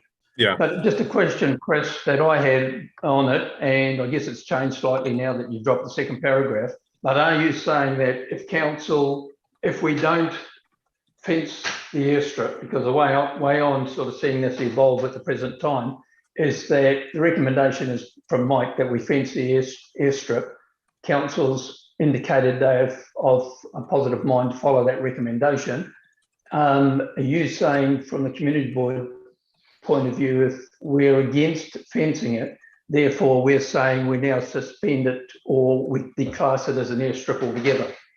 Because if we don't fence it, I don't see, if we take into account the Work Health and Safety Act, how we cannot fence it and still operate it as a airstrip. So I take reading your motion that we're then also saying we decommission the airfield. Can you just clarify for us? Yeah, in answer to that, the reason I say that is because I don't come to the conclusion that it is, with marker boards and all the other recommendations in the report, I believe as the community also doesn't come to the conclusion that it is unsafe. So only if the council deem under their interpretation of the law that to be unsafe. In terms of the amount of any incidents to date and the behavioural change we've seen from this minor improvements, I believe implementing the other recommendations in the report without the fence would provide the health and safety outcomes. But of course, it's not our job to tell council what to do or if in this or that. I'm just trying to reflect the opinion in our community as an elected member that the fence is definitely not popular with the community. And for a lot of people in the community, if the council doesn't feel they can operate an airfield safely in that place, most members of the community would choose the option B of not have the airfield. But I don't think it's our job as a community board to try and tell council what to do. We just have to reflect what our community is saying. And I believe they're saying quite clearly that they don't want a fence where the council's proposing a fence. Yeah, I hear what you're saying, Chris. It's a little bit of a tricky situation because I think that we as a board probably know, like you say, Dennis, that the council aren't going to be happy if it's not fenced. I don't think unless something goes to the councillors again and they change their mind from what we've seen to date, they feel that they want to follow the recommendations in the report. So I think by making this motion, Chris, what we're doing very specifically is we're making a statement about how we feel the community feels about the fence. And that's really what this is about. It's not even really saying that this will then do that. And I would propose that we shorten the motion and just include what's highlighted in blue, as it is very clear. And we're not getting into the details of telling the council how to operate their thing. We're literally just reflecting the opinion of our community.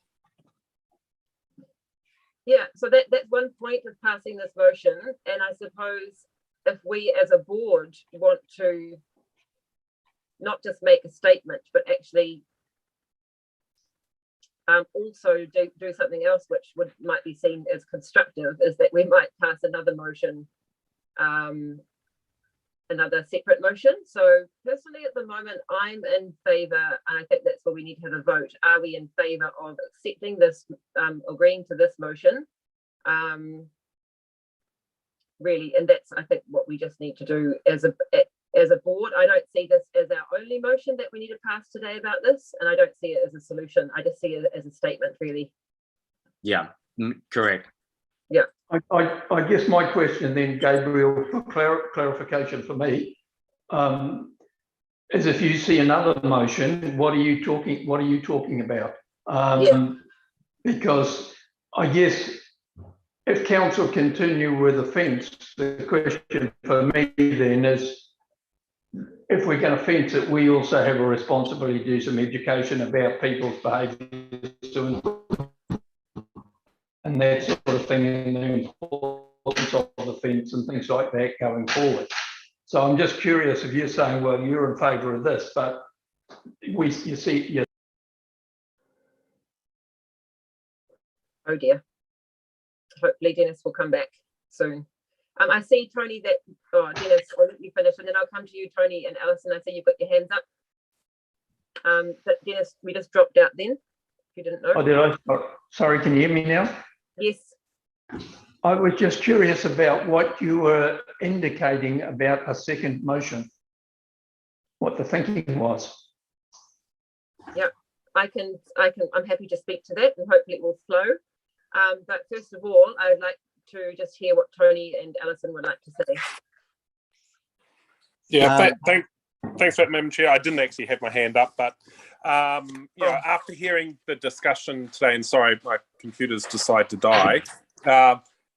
You know, I think it's to me, it's the fence. If it stays an operating airfield, the fence has to go up, and that. But you know, nowhere have we actually seen. You know, and you're talking about costs, but I'm also interested in the benefit side of it. Is, you know, to me, the council. It's not just the cost of putting the fence up, but, you know, reading through Mike's report, the council has to lift its game as manager of that airfield in terms of, you know, actively managing it as opposed to historically passively managing the activities on there, making sure that they're collecting the landing fees and that. So, you know, nowhere have we been provided a clear cost benefit analysis of, you know, the cost of the ongoing operation of the airfield versus the benefit of having an airfield. And, you know, a lot of, once you take out the glider flights and the fly-in day, you know, you're really looking at only on average 100 to 150 landings a year, and most of those are going to be fly in, fly out. So the person's going to land, go have a lunch in town, and fly off. So you've got to question, what is the benefit to Raglan of, you know, I know last time we had the mayor with us, he said that all ratepayers across the district are paying for the mowing. That's not targeted in Raglan's rates. But, you know, as a governance, I'd expect the councillors to be asking, you know, what is the cost benefit analysis that shows why Waikato District Council should continue to operate an airfield? Yeah, thanks for that, Tony. I agree, and I think it's a good point, actually. Tony Whitaker, would you like to speak? Thanks, Madam Chair. Look, so I guess just my observations and listening to the conversation tonight, and look, I'd agree with Roger. It's been like really nice just listening to the respectful conversation. I guess I'd just like to make my observations on your resolution, the part that Chris has now got highlighted in blue. You know, I feel that like that resolution's fine from the perspective that you're simply as a community board reflecting the opinion of some members of your community. The more challenging thing to state, I believe, is to tell the council that they should ignore the report that they have received. You know, that council has commissioned an independent report that's provided some advice. The council have decided that they want to support that advice, and that's the current position. And I think Roger alluded to it earlier, where in many respects, this is actually an operational decision.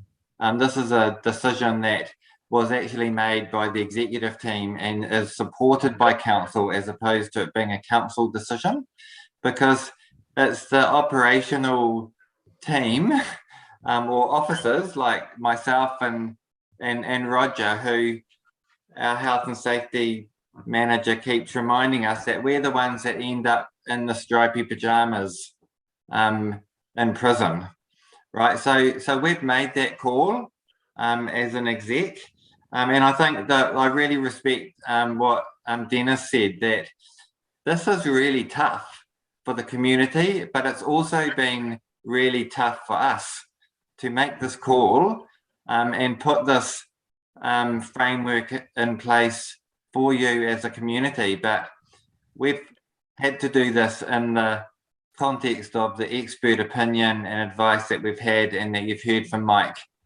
tonight. So, and I think that the comment that Tony's just made at the end around the cost benefit of the airport, absolutely, I think that's a conversation, as again Roger alluded to earlier.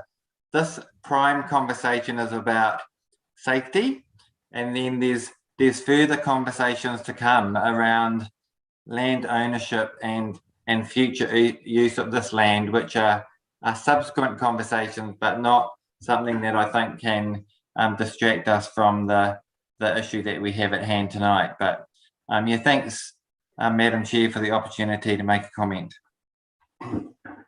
Thanks very much, Tony. Yeah, appreciate that. Alison, would you like to speak?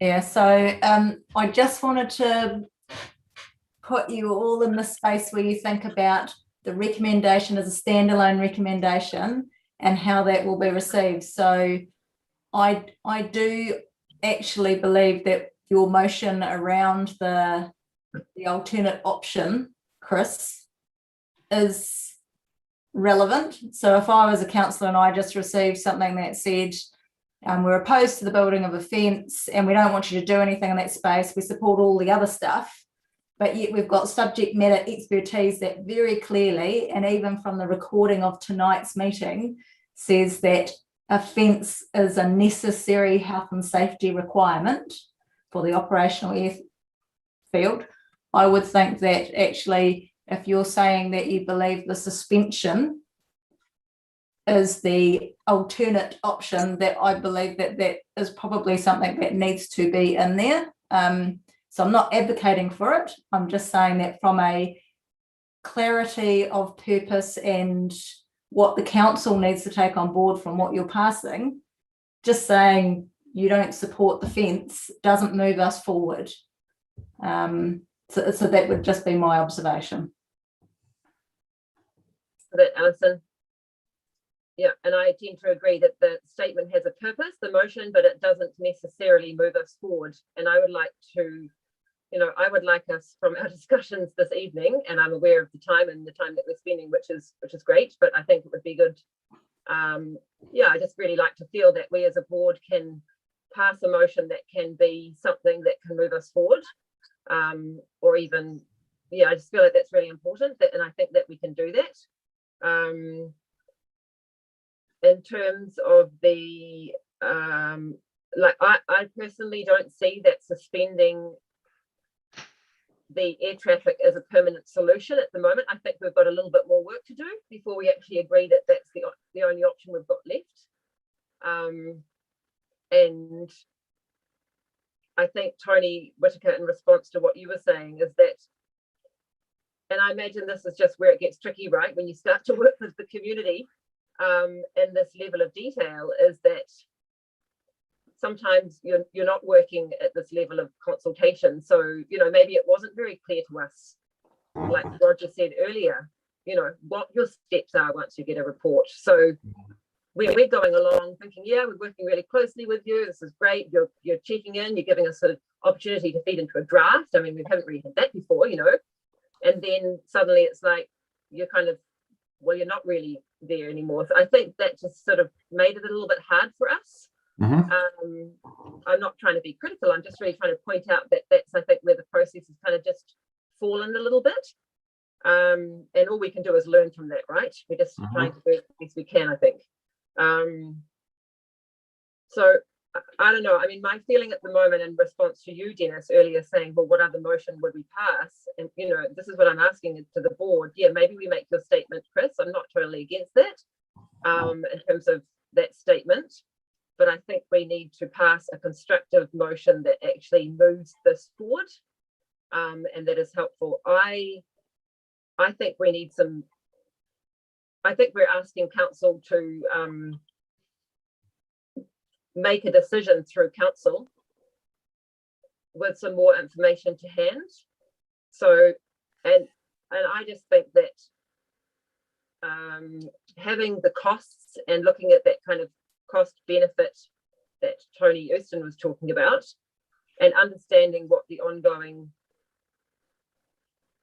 just maybe. Madam Chair, Madam Chair, it's just Lisa here. Could we, so with the recommendation that Chris has up there, and cognizant to what both Tony and Alison have said, then we break it down. So Chris, at the end of the first part of what you've said, new fence on the Raglan Aerodrome, and then a new part to that. So before the notwithstanding, and you could probably just take out the notwithstanding the proposed fence, right?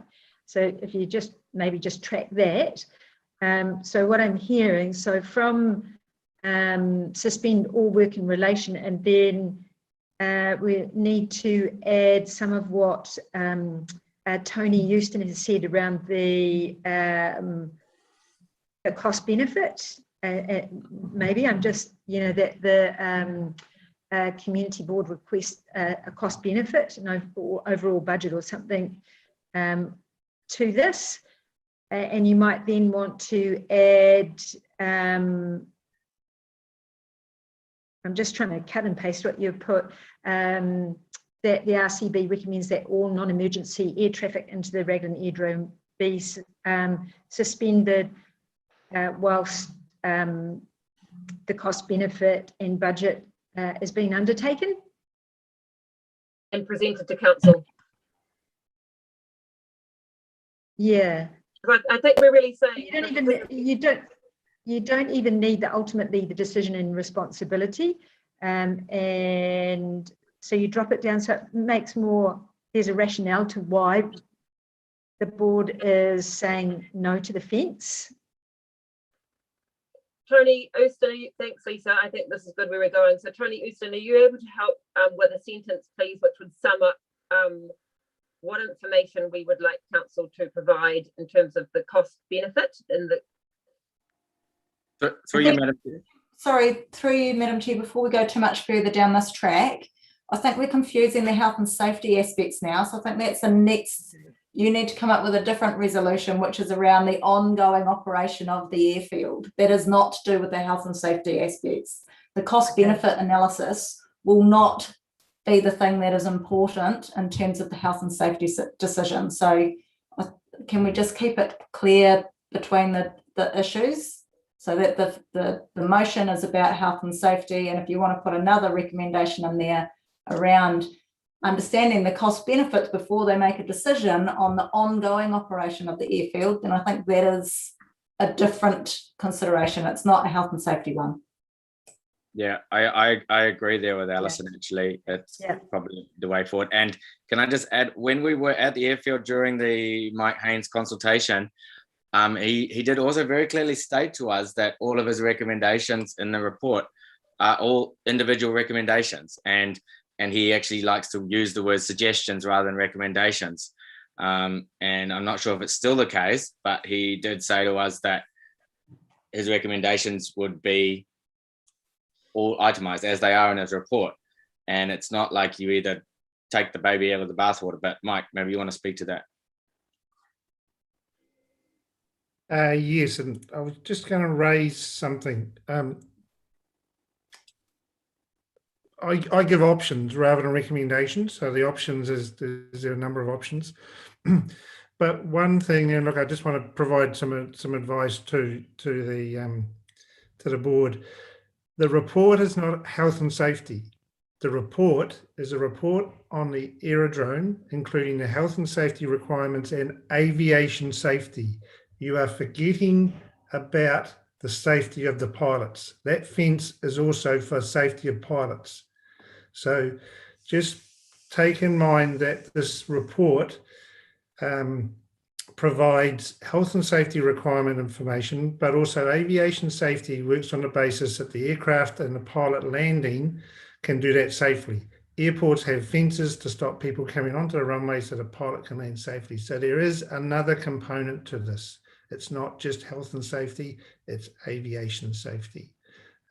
But to come back to Chris's point, yes, I provide a range of those so you can, the reason I do it in that way is you can decide which ones you want to implement straight away and which ones you want to implement in the future. But all those items I have outlined are what you would need to have from the council to meet the base operational safety for an aerodrome. As to when you want to implement them, it's up to the council and to work with the board. But if you were not to implement all of them, you still have some residual risk, which in aviation, which sits both with the community health and safety, but also the aviation safety of the pilots operating to the airfield.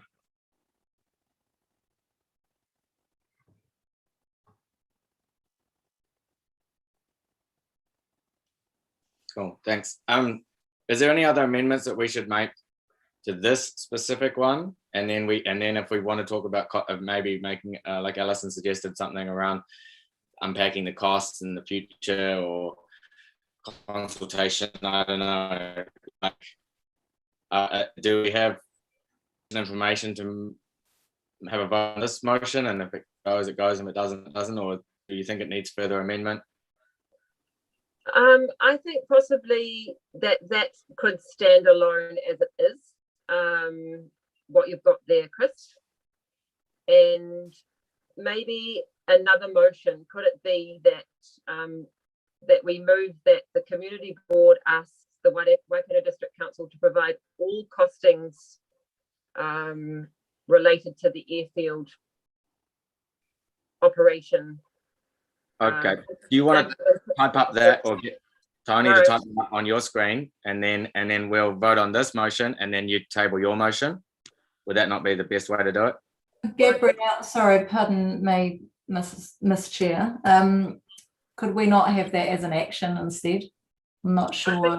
I think we need to have motions at this stage. Okay. Yeah, I think we need to have something quite clear. I mean, is there a reason to have it as an action, not a motion, Alison? Just, I guess that we have undertaken as staff, we are looking into this anyway and the ongoing operations, and it's tied up with the land stuff. So it's not stuff that's not going to occur. And so I guess it's that, yes, so it just sort of feels like it's something that we're going to be taking on board anyway. And I wouldn't expect that the council would make a decision on the ongoing operations without having that information to hand anyway. So yeah, I appreciate that, Alison. I think just in the light of the amount of energy and conversation that's gone into this, just for clarity and just so that it's really clear to the community that where the community would stand and that we've actually voted on it and we are in agreement. I just think that we need that level of movement. So I might just read out what I was thinking, Chris, first. If you want to try and type it up while I'm speaking, you can, but no pressure. So I was just going to say, Gabrielle, Gaileen's got her hand up. Oh, hi, Gayleen. Thank you. Sorry, so Madam Chair, I'll actually share my screen because I've been listening to the conversation and listening to what Alison's been saying about the resolution and everything, because it's quite bulky what's written here. So Want me to stop sharing? yes, please, Chris. Thanks for your patience, everyone. I think we're getting there.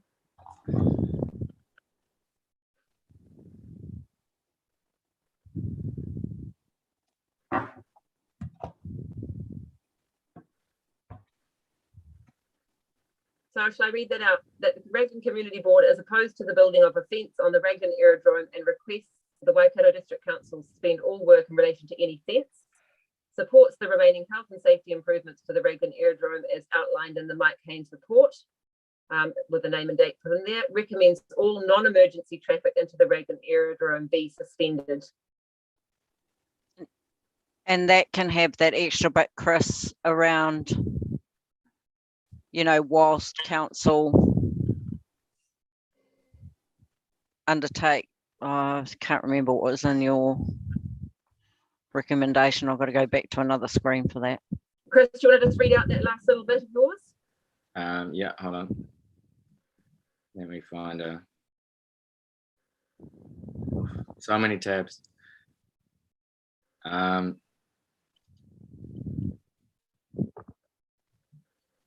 Yeah, it's kind of summarizing the point B, D, C. Should Waikato District Council decide that the remaining health and safety improvements without the fence are insufficient to achieve adequate health and safety outcomes under current legislation, then Raglan Community Board recommends that all non-emergency air traffic into the Raglan Aerodrome is suspended. So I can add that bit in. Yeah.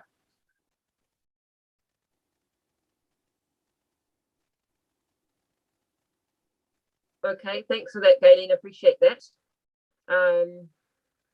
So shall I just read out what I was thinking for the other motion, and then I think we decide where we go from there? Yeah. Yep. Okay, so I would move that the Raglan Community Board ask Waikato District Council to provide all costings in relation to the airfield operation, current operation, implementation of safety recommendations and operational running costs, and a cost benefit analysis, and that the Waikato District Council consult with the Raglan Community Board on the ongoing operation and management of the airfield.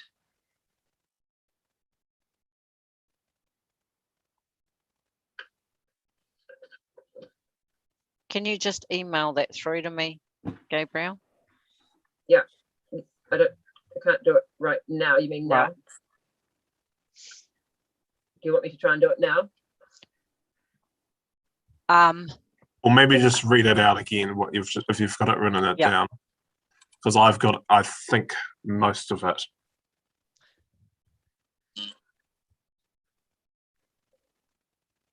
Because I've got Raglan Community Board asks the council, well, Waikato District Council, to provide all costings for the Raglan Aerodrome, Aerodrome's current operations, implementation of safety improvements, and operational running costs and cost benefit analysis, and that the Waikato District Council consults with the Raglan Community Board. And then I'm missing the rest of what you. Yeah, I put on the ongoing operation and management, but I'm not quite sure about that last bit. I'd like to hear from the rest of the board members, please, about that. I suppose what we're really saying is that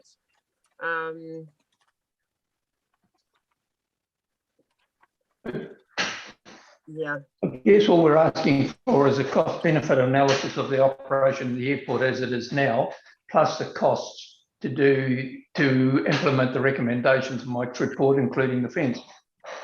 Yep.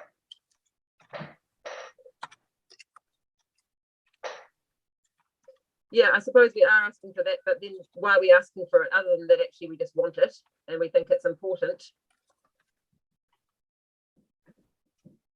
Well, I guess for me, it comes back to the, oops, it's moved. The last bullet point in Chris's motion about suspending the airstrip, because I've still got the question in my mind, if the fence is not going ahead, then we're suspending all operations in the airfield for the future.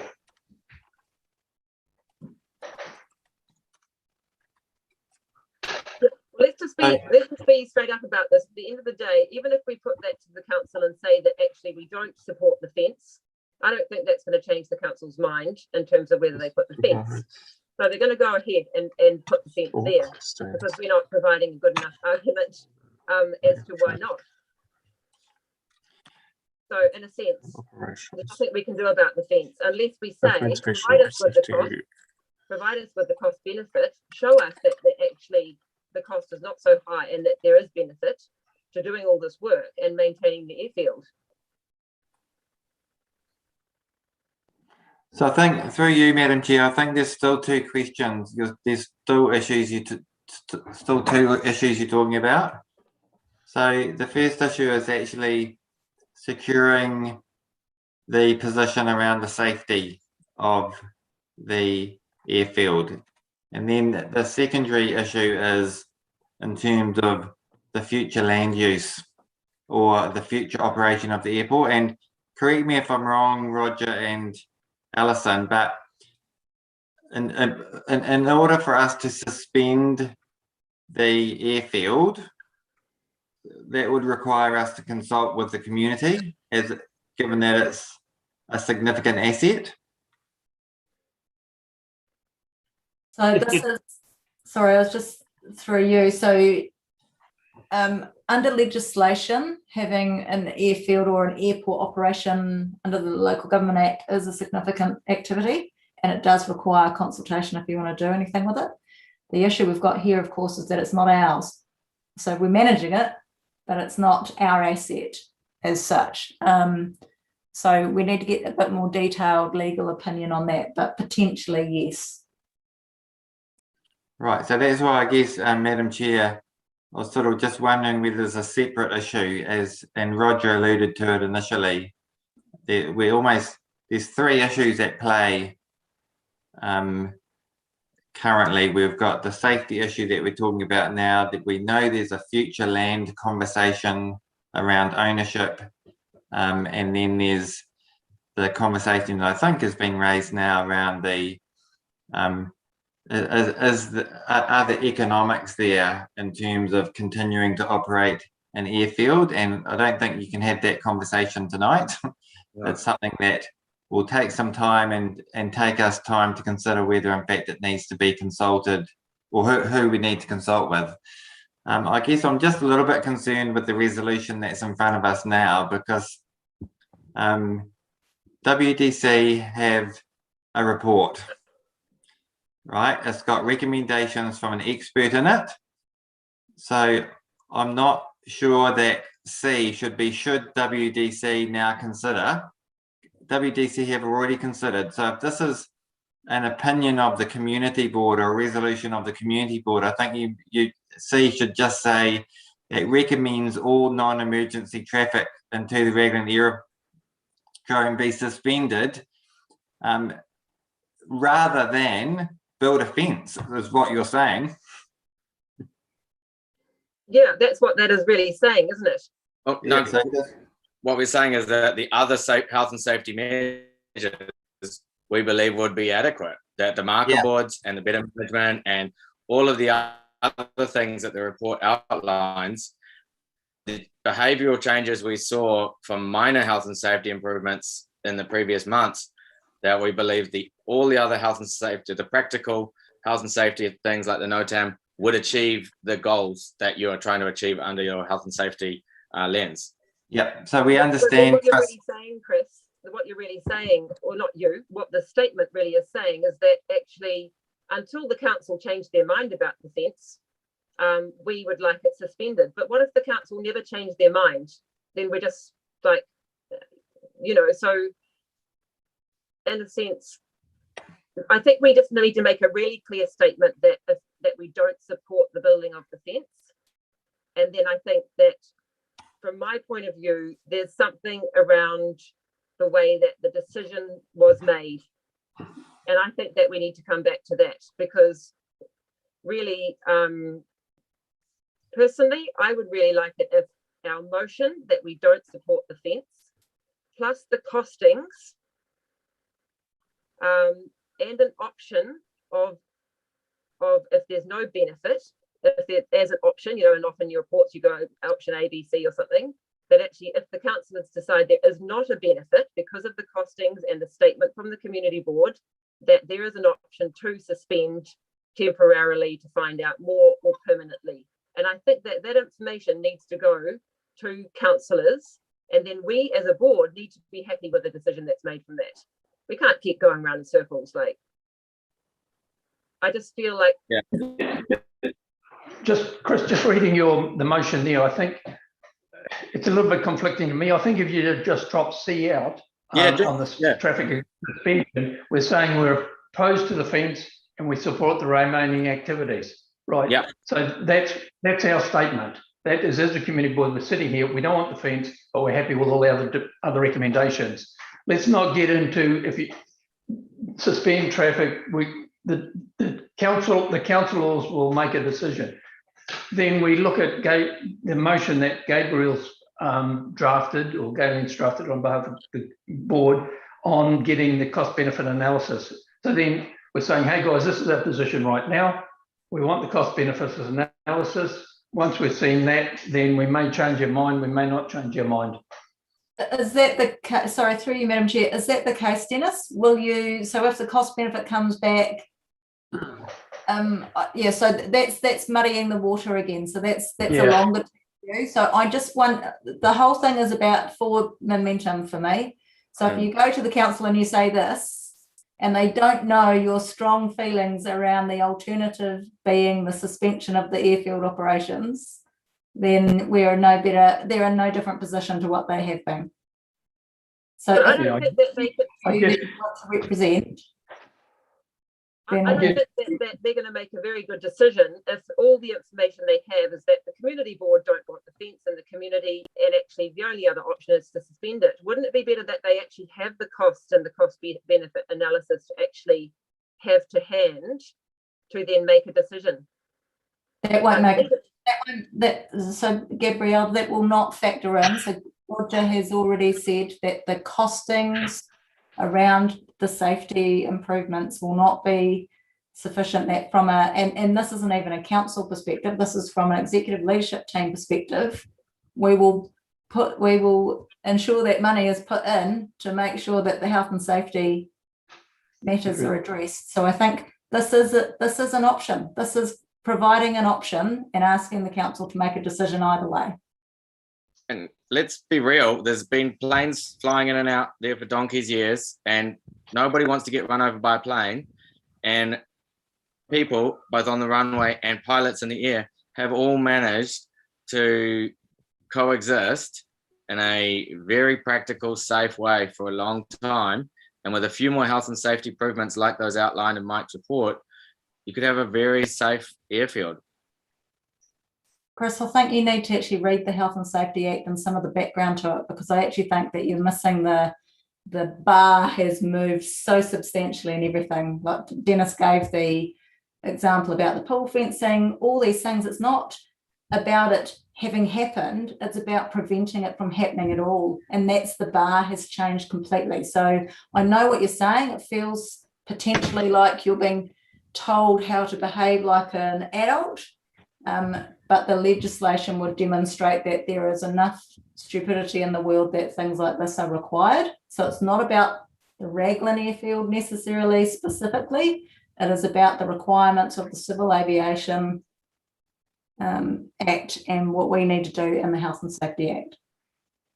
Thanks for that, Alison. Can I just suggest, and I think we actually need to wrap this up, to be honest, even if we don't conclude here today. I know we want to, and it's really tricky to get to this point, but I think that we're not going to go all night. We've got the rest of our agenda to cover. Yeah. And I think maybe what we could include is, as point C, is that council considers the permanent closure of the airfield as an alternative.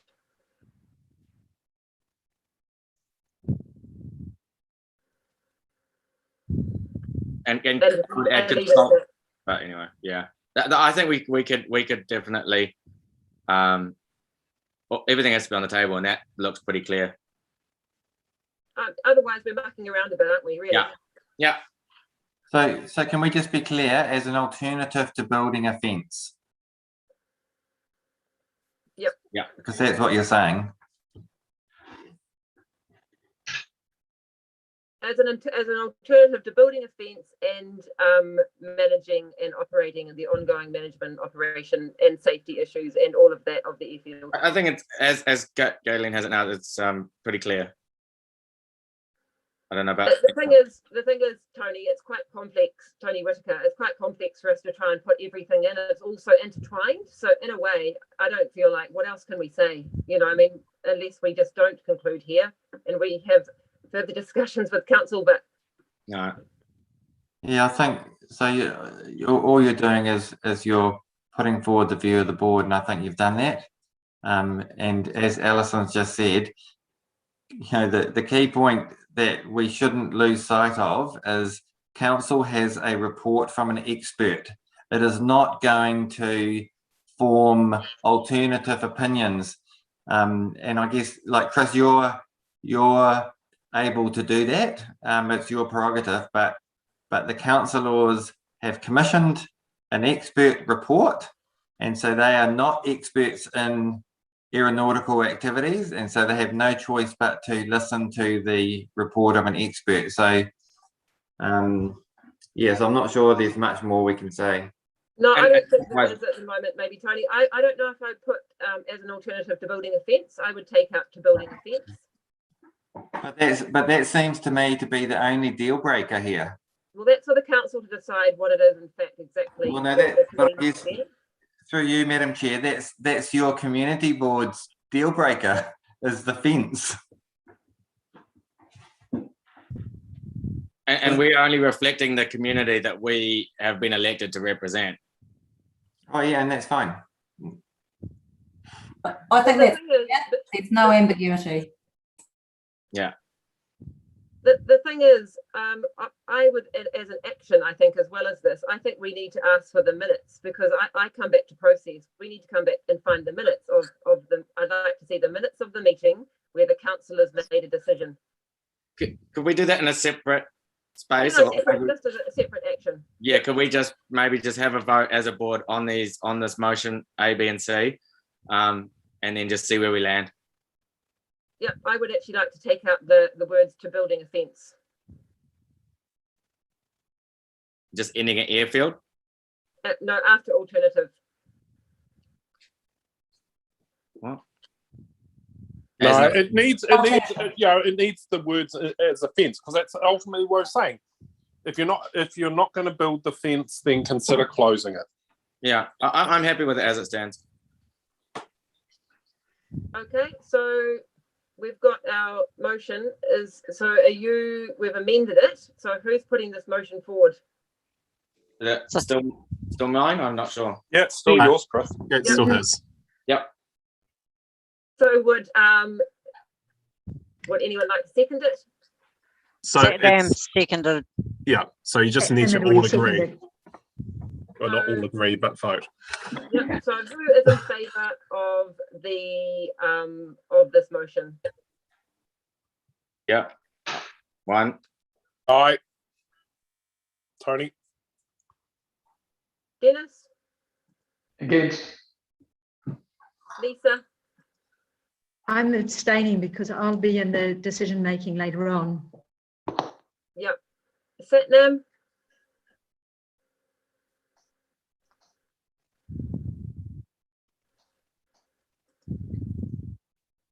Satnam, are you there? Yeah, sorry, I was having trouble turning the mute off. No worries. Are you in favour of this? Yeah, aye. So it's just me to say now.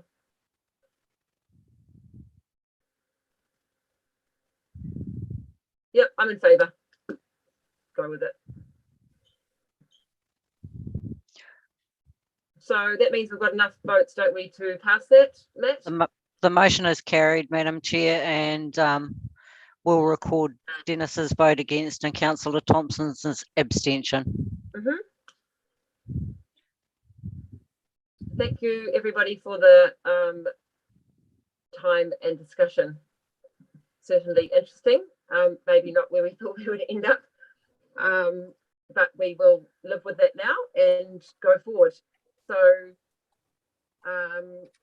can I please just also, I would like to ask that the council actually provide some minutes of the meeting where the decision was made to implement the recommendations in the report. So are you asking that as an action? Yep. Okay.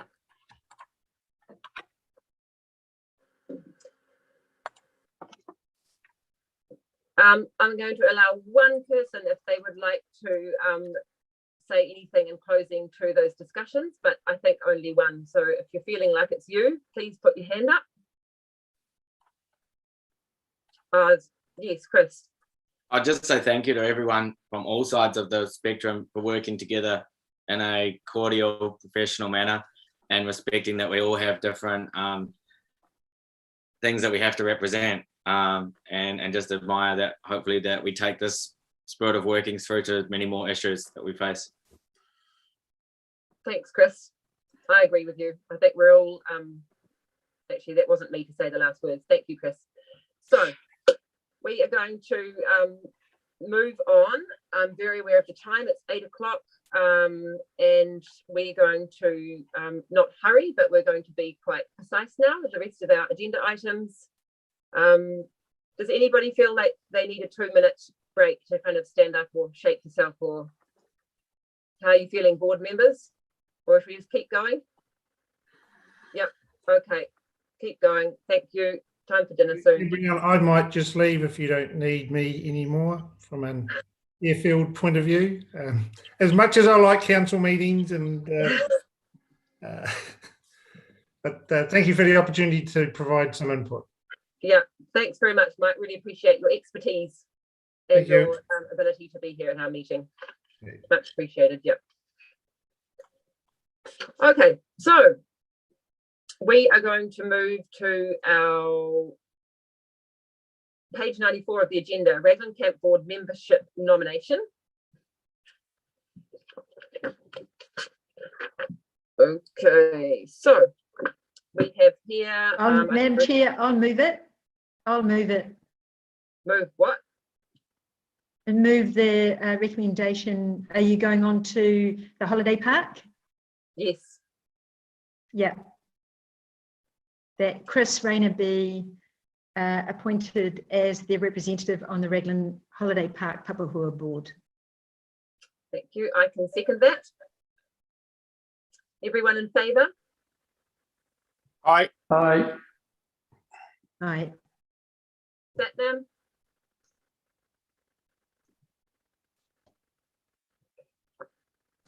Yeah, aye. Thank you. Congratulations, Chris. Hope you have a really good time being on the board. I mean, more than good, but sorry, my brain's a bit, you know. Thank you. I think you're the right person, and that's really great. So page 95 is our works and issues report. And we're just going to move through these things. So first of all, Manu Bay Breakwater, that is on hold, the workshop due to COVID levels. We're keeping a close eye on that one. Into Raglan bus service, there was a little update on that to say that council staff will be submitting a paper to council to commence the trial of the proposed bus service for this LTP without government subsidy. This is in conjunction with services planned in Tamahere, Mātangi and Pōkeno. That's on the bus. If anybody, community board, needs to interrupt me to ask a question, just please just interrupt, because I'm going to be looking at papers. Civil defence, that is ongoing work. We still aim to, by the end of the year, have I won't say basic, but certainly a start of an updated Raglan civil defence plan. Lisa and I are working with Anisha on that. Camera licensing trust, Lisa and Satnam are working on that, and that's just ongoing. I'm happy just to, if you particularly want to speak to it, Lisa or Satnam, otherwise board members can. No, just that,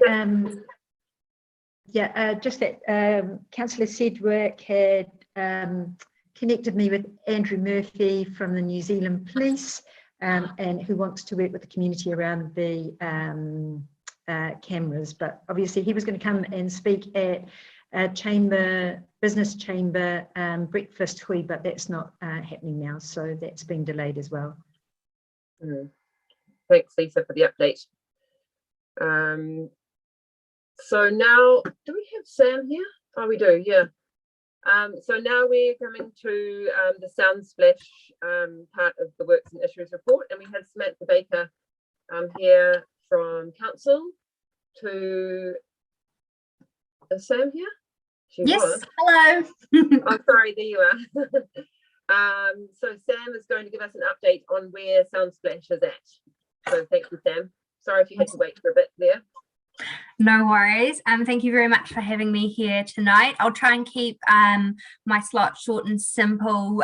Essentially, as you will all know, the consent for Soundsplash ended this year. So Soundsplash have submitted their new consent and we've received their event application. So I guess within council, there's two processes that events, large scale commercial events go through, one of which is the consenting process and one of which is landowner approval. So my team deals with the landowner approval, which is the more specific nitty-gritty details about what we do and don't allow on the land, versus the consents process is the bigger picture, number capacity, monitoring, sound, liquor licensing. So sort of more the bigger picture bylaws and policies. So at the moment, we are currently working with Brian and Naomi to sort of fine tune some of the details that we've learned over the years that need to be updated with this new process. So we're working alongside our consents team to make sure that between us, those issues are covered. So essentially, we've been... Yes, sorry. I'm really sorry to interrupt you mid-flow, but I did want to say that I welcome Brian and Naomi, who are also here. I wanted to say that at the beginning. Yeah, just welcome you. Thanks for joining us as well. Great to have you here. And we look forward to hearing from Sam and yourselves, or yeah, and being supportive. So sorry about that, Sam. Thank you, Gabriel. yeah, so essentially we are looking at doing things better and better each year. So at the moment we're trying to get those processes in place before that consent is issued, so that it is in line with that moving forward. I guess a consideration that we take when processing Soundsplash at the moment is it isn't just we're not just making decisions for Soundsplash the event, we're making decisions for any large scale commercial event that wants to come to our district. So essentially, ideally we would have liked to have had a policy first that would drive this information, but for several reasons we haven't had capacity to do that. We are looking at getting a capacity study done and using this next Soundsplash as a case study. So the idea behind this capacity study is to drive data around the actual impact that large scale events have on our reserves. And so this will be around the impact to assets, the life cycle that it has on those assets, and the true costs to what it has on a community. And so we thought Soundsplash is the perfect case study for what that looks like in terms of both reserve and the wider community. So that for us is a process that we're currently going through procurement at the moment to get someone to do that study for us. Something that we're doing differently, we are going to propose to close the Wainui Reserve for the weekend of Soundsplash. So it would be the Friday, the Saturday and the Sunday. So that would be the footprint that the Soundsplash event takes up would be officially closed to the public. The ideas behind this would be it would be better health and safety, we'd be able to have better security around the event, and I guess the discussions are that the impact of Soundsplash means that a lot of the community isn't coming to the reserve anyway, so I guess the amount of people that would be impacted is minimal compared to what a typical weekend in Raglan that we would close it off for would be. So that's a discussion that we're having at the moment with our consents team. We're currently updating our bond process as well for commercial events. So we are trying to work through an itemised bond to be more reflective of what the true cost of those events are on our spaces. What else are in my notes for you? Is there anything specific that you would like to ask us in terms of the process at the moment? Yes, Lisa? Councillor Thompson, sorry. Kia ora. Thank you, Sam. Kia ora, Brian and Naomi. Nice to see you guys. It's really lovely to see you.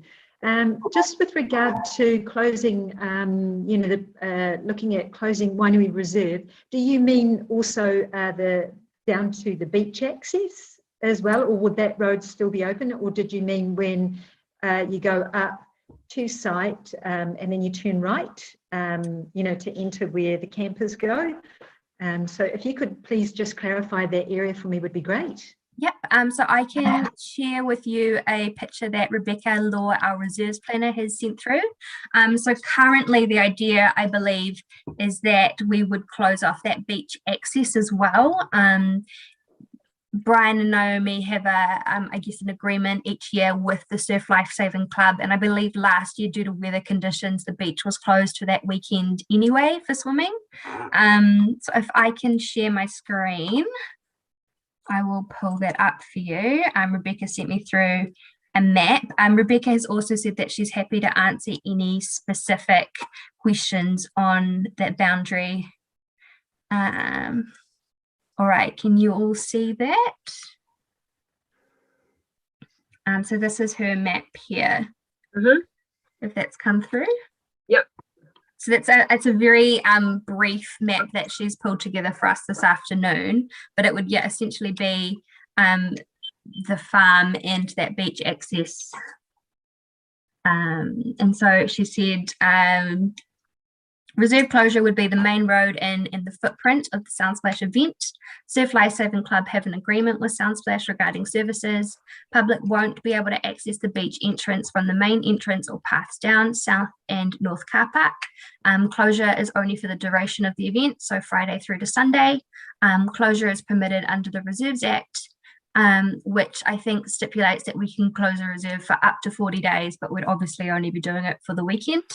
Allows for closure, the closure allows for the faster pack in and pack out. And then for us, the bigger picture of health and safety and security it also assists with. Can I just ask Sam, yes. Is this for the consent or is this for a one-off event? Like, is this a clause or a part of the consent? You know, like, so ongoing. So this would be done separately. Sorry. The closure of the reserve is something that we would do as the open spaces team. So it's a process that we would undertake through council. For each event? I think it would be case by case. In terms of Soundsplash, we think it's appropriate, but for other commercial events, it would depend on the size of the event, the space that they'd be using, and the duration that they'd be using it for. Yeah, I suppose my question was, is when Soundsplash apply to the events team for an event approval, is it at that point that you would be approving this? So it's not like, you know, because obviously the consent process, where they're going to request a consent for, let's say, 3 or 5 years or something, is it going to be part of the consent saying that every year you will have the opportunity to have this closed and that will agree to that in the consent? I think at the moment, currently, it would be a year by year through the events team. So each year, regardless of consent, the event still has to apply for landowner approval. So at the moment, my understanding is that we would do it through that, but we can definitely look at whether it's something that needs to be written into that consent. I'm just thinking if it's something which sounds new, like to me, it sounds like something new for the community. Yes. How the community or community board would feel about that being locked into a consent approval. Mm-hmm. Rather than say like something which could be trialed and then actually see how it went and, you know, get feedback. Yeah, no, I think at this point it's definitely the first time that I know in my time at council that we would be closing a reserve for a purpose like this. So my understanding is that, yeah, it would still come through us year by year. And if it was something that didn't work the way we thought it would work or impacted the reserve in the community in a negative way that we didn't anticipate, then definitely it would be off the table. Can I ask this, is this for the event in 2022 or potential events in 2023 and beyond? Because we're in October and I personally work in the event industry as well. And this is a significant change for the operations that have gone in preceding years. So it will have a significant impact in our community. And I think that we don't have the time now in late October to try and do something for the 22 event like what you're outlining here.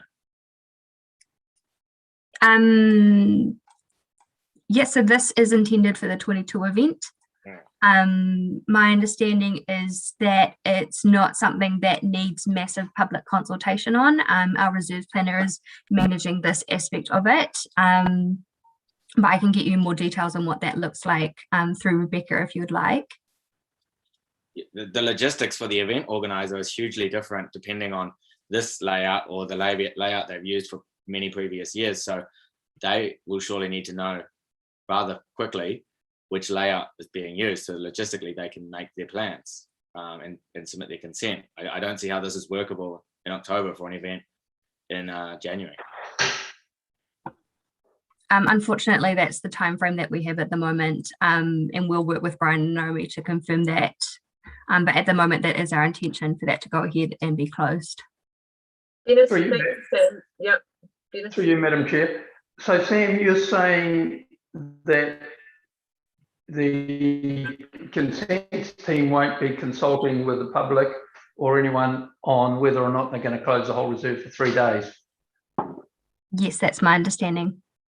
Okay, I guess my other concern, if I put a surplus saving hat on, is that by closing that, my concern that we'll be pushing a lot of people to walk around from Ruriakiriaga Memorial Drive to that end of the beach, and we'll have them swimming in a lot more dangerous position on the beach if it's a really fine 3-day weekend than we would by letting them come through and swim in a patrolled area.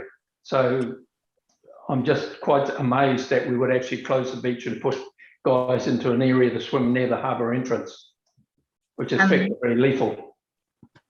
And that's why there will be a discussion, further discussion with the Surf Life Haven Club about what that looks like from their perspective as well.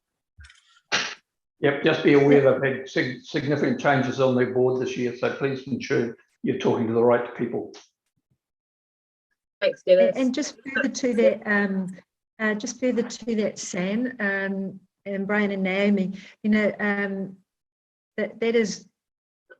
that's quite as you know, has been said, if it's a fine weekend, that's not an insignificant amount of recreational reserve users who no longer have access down to that space. And I'm just really mindful that the purpose of our spaces, I mean, we've just talked about the airfield and the importance that has for the community and access. That Ngaranui and that area there is well utilised in terms of just community and visitors as well.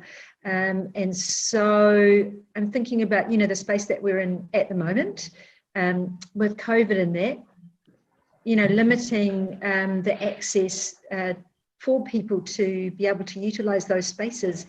That's actually, I think, quite major.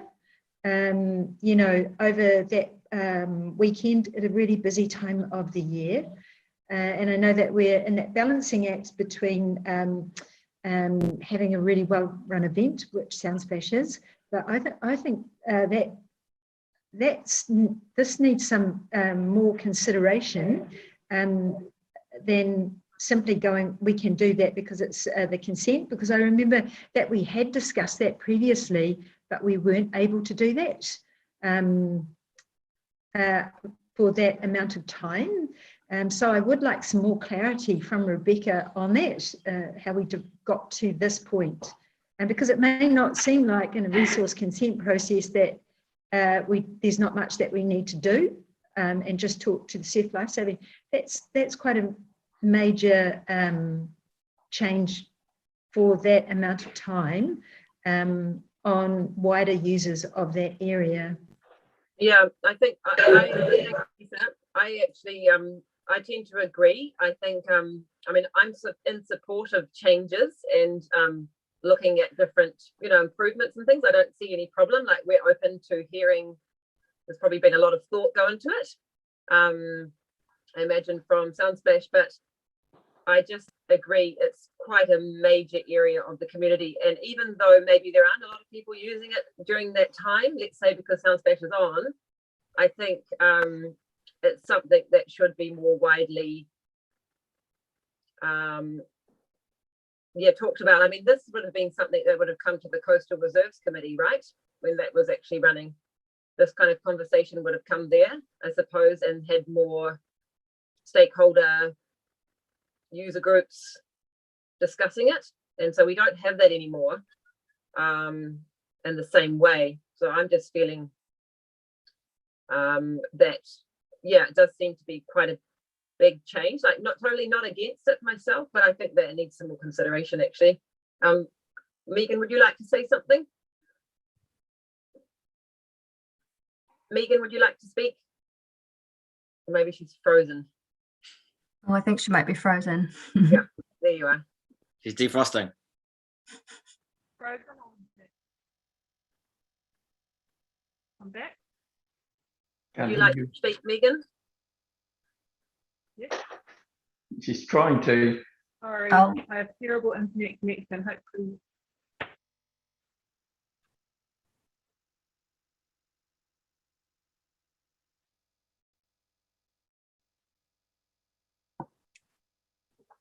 Can you hear me now?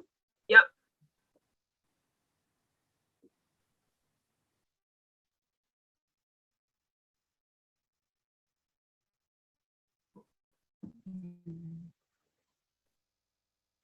Oh, you can.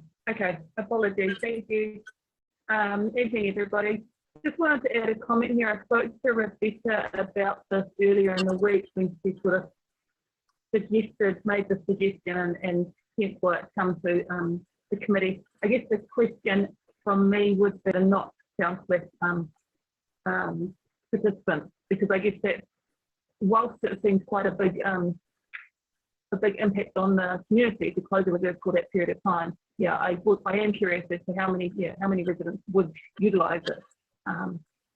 Not sure if anybody's got any anecdotal evidence or knowledge as to what it is life-saving experience. I understood that most of the beach users were going to Soundsplash, and hence why the surf club were operating to support that. I guess not necessarily something you need to answer today, but I guess something to consider when you're deciding whether it is appropriate to shut the reserve or not. Sam, I wonder if you drop the screen away now so that we're better internet. There we go. Chris, thank you, Megan, for that. I captured most of that, I think. Chris, did you want to say something? Yeah, just that last year we had what many would say was the most successful Soundsplash ever in terms of interaction with the community, and the event organisation went off really, really well. And I think that we should really build on that, and maybe that this change could be something we could look at for the 23 event, that there's a huge change in geographical area and risks to the participants of Soundsplash and effects on the reserve. A lot more bush and vegetation then becomes included inside the in the area that's inside a festival. And I know what festival goers can do to develop and young vegetation. And I just think it's a great idea to explore, but we might be a little late in the year to have the time to really do this properly. And I would hate to see the reputation of the event be tarnished by a poor execution of a new approach. Sorry, I was taking notes. I guess the other solution option we could look at is through the capacity study, using that to assess how many community members are accessing the beach during the weekend of Soundsplash, to drive sort of more of that decision making as an option. Yeah, it's also about protecting our reserve for the whole community, not just on the weekend of Soundsplash, but the reserve and our job as a whole, and checking that the right processes are in place before we launch into something new after such a successful event last year. Yeah, thanks, Chris. I wonder, Sam, do you, and maybe this what comes out when you work with your with the consultant or the person you're working with, but I wonder what other districts, regions, communities do. You know, do they close off reserves like this? It would be could be helpful to understand that. So yes, we've been talking to a few different councils with similar events. One quite similar to Soundsplash is the Explore Festival in Auckland. They have sort of the same kind of geographical location. It's coastal, there's campsites on the same bit of property, which is similar to Raglan, and they close the entirety of the reserve, including, I think they have multiple, like more than one campsite within that space. They close off the campsites as well during that time completely, so it's exclusively for the use of that festival. And for them it comes down to that health and safety, having better control over the space, and how they're able to manage that.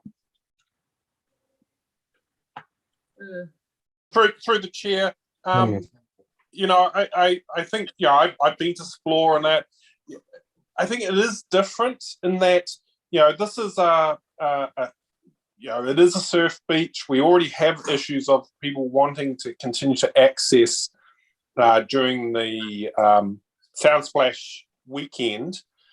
But I think, you know, really Dennis's point, if it's a hot weekend and people want to swim, because you can't swim at Manu Bay, and so the only place for Raglan, because Explore is out in the middle of nowhere. It's a reserve, you know, Auckland Park, not near a high centre of population, and you know, the beach is the only safe patrol beach that we have on the west coast near Raglan. So, you know, I think it's a non-starter, guys, of because we'll put people into danger. They'll swim at the harbour mouth. Thanks, Tiny. Sam, just to get clarity around this, it's the open spaces that have suggested this closing of the reserve. It's I just want to make that clarity first. It's not us that had come. It has been discussions around health and safety and security with council as a consultation though. But I just want to make that clear that it, at the beginning, Sam did say that it could be for whatever events come. Each event will be looked at. So I just want to make that clear. Yeah, that's helpful. Yeah. That makes it feel a bit different, you know, just in terms of knowing where it's come from. And yeah, thanks, Naomi.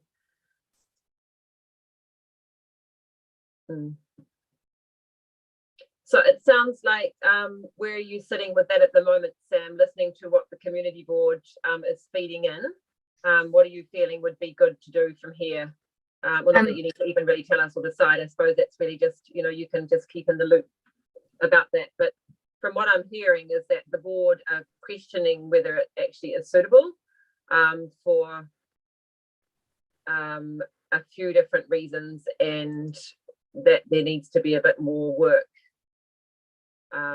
gone into it, perhaps, and ideally come back to the board or to the community. I don't know what your process is there.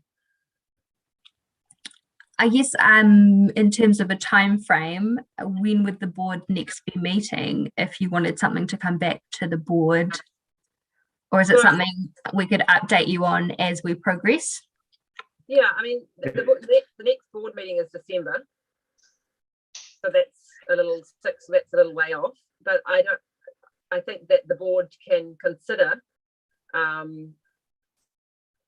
items or things that come to us, you know, in between board meetings. It's not like we have to wait and do nothing.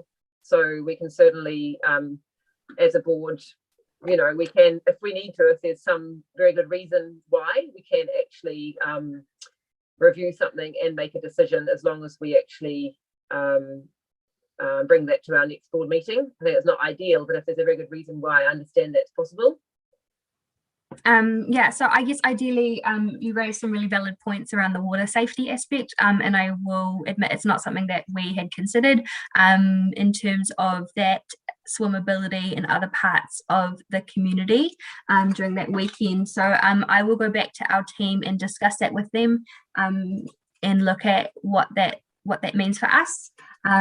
We will obviously keep working with Brian and Naomi around our decision, and we can keep you updated before that meeting, because from your feedback as well, I think if it is something that we pursue, what I'm hearing is you would want better community consultation than what we had in mind.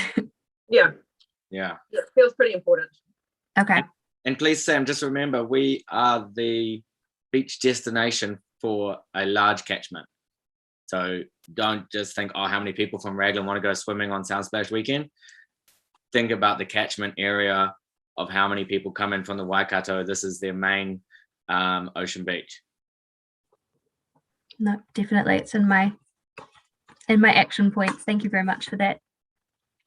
Thanks, Sam. Was there anything else that you wanted to bring to us before we move on?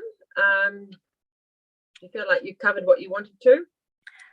Yeah, essentially, I guess in a nutshell, we're trying to build on improving the process with Brian and Naomi, keeping in mind that bigger picture of what it means for large-scale commercial events wanting to be on our reserves district-wide. And for us, the capacity study, I think, is going to be a key piece of work that's going to drive that data and information that will shape our policy that we create next year. And the, I guess, purpose of that policy will to identify sort of what appetite council has for different types of events across the district. So we're really looking forward to what insights come out of this year's Soundsplash, and like what you've said before, Chris, you know, Brian and Naomi do a really fantastic job each year taking the feedback that they get and improving and building on every year's event. So we look forward to seeing how they change and improve this year's one. Yeah, that's awesome. Brian or Naomi, would you like to speak at all to anything else while you're here? Because you're here. Kia ora. Thanks for the opportunity, Gabrielle, but I Not this at the moment. I think, thank you, Sam. Sam has pretty much said about the process of where we're up to, and like, you know, we're working with the events team, team. Yeah. Unless you need to say that. Not really. I'm working with the New Zealand Events Association, NZPA, as well, to you know, working with how this vax passport scenario or whatever that is going to look like. So, I mean, we have no answers now. We don't know operationally or what we're meant to be doing. We're just actually waiting for the correct information of how we move forward with that. So I thought that may be a question that could be posed to us of how we would manage those scenarios, but we absolutely, we don't know yet. We don't know what those possible solutions could be, and we're just waiting on some more feedback from government. Yeah, I imagine it's all pretty new. And yeah.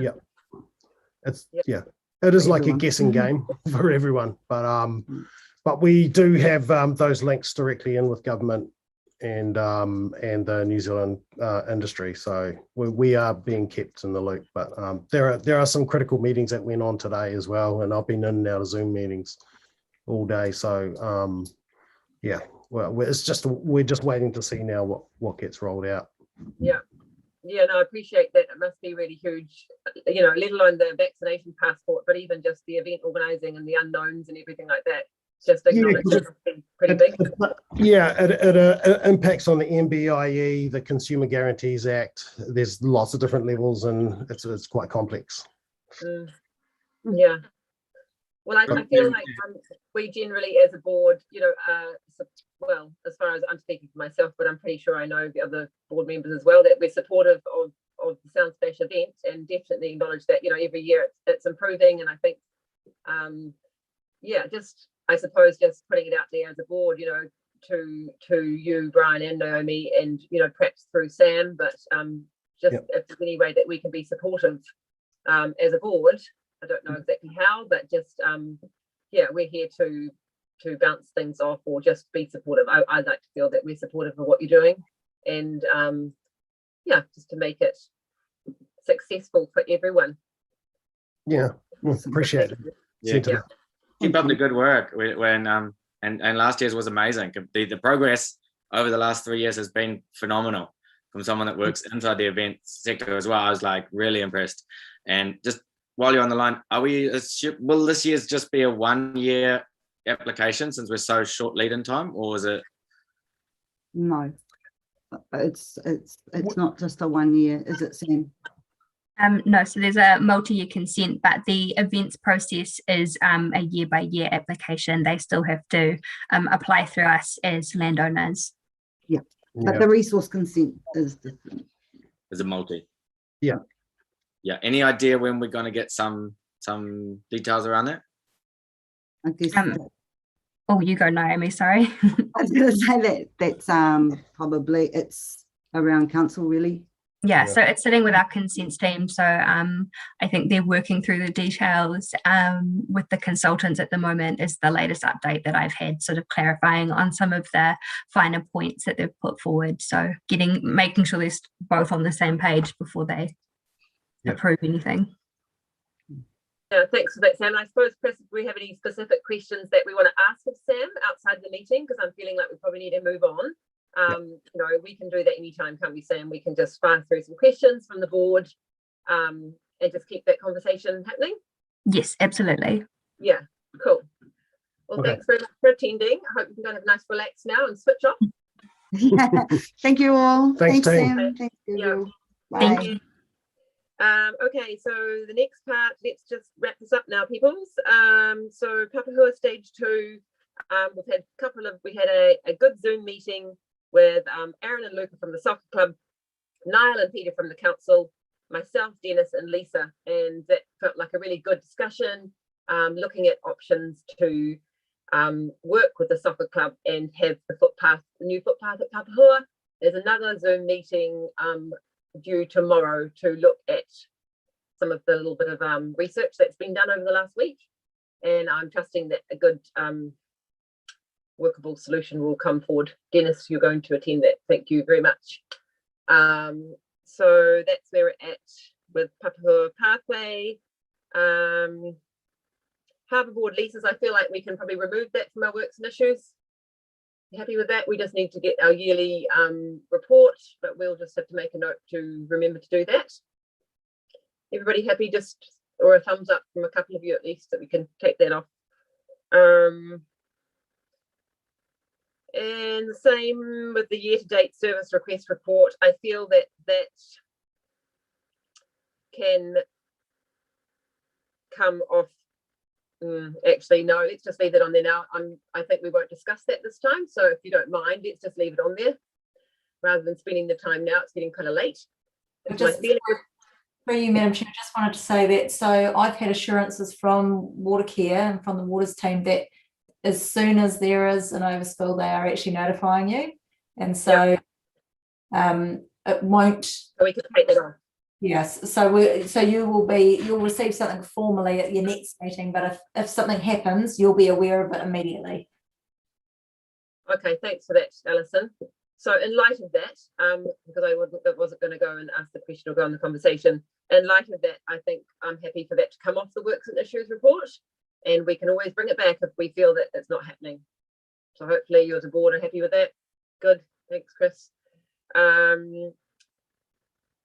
In terms of the walkway, I think there's some information, coming a bit later on about that. So we'll just leave that one on there for now. Page 105, Raglan walkway from the jetty to the Coast Guard building. There's going to be some work through council to start investigating the seawall. And at the same time, they will look at the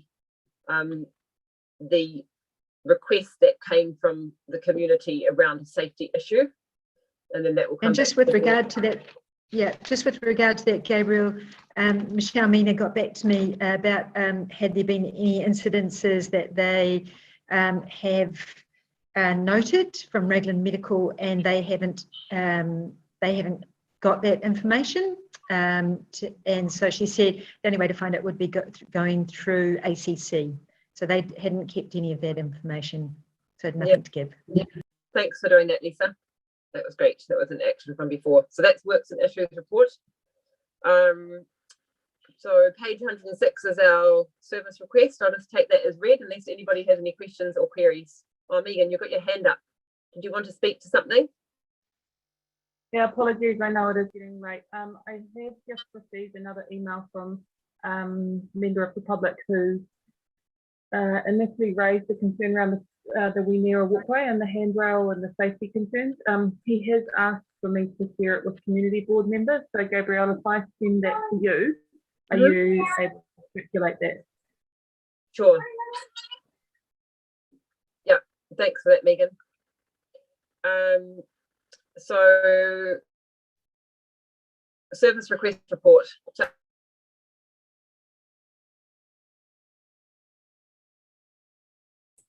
Just take the report as read. If any questions, fire them through to me and I'll follow up. Thanks, Alison. Lisa, would you like to give your the only thing on my chairperson's report is Chris and I, or mostly Chris, but like me with support hopefully, we'll be making an appeal to the representation review, just letting anybody know that. Lisa, would you like to present your verbal councillor's report? And yeah, sure. What did you just say then, Gabriel? Sorry. So I was just saying, in my chairperson's report, I had mentioned the representation review, and I was noting that Chris has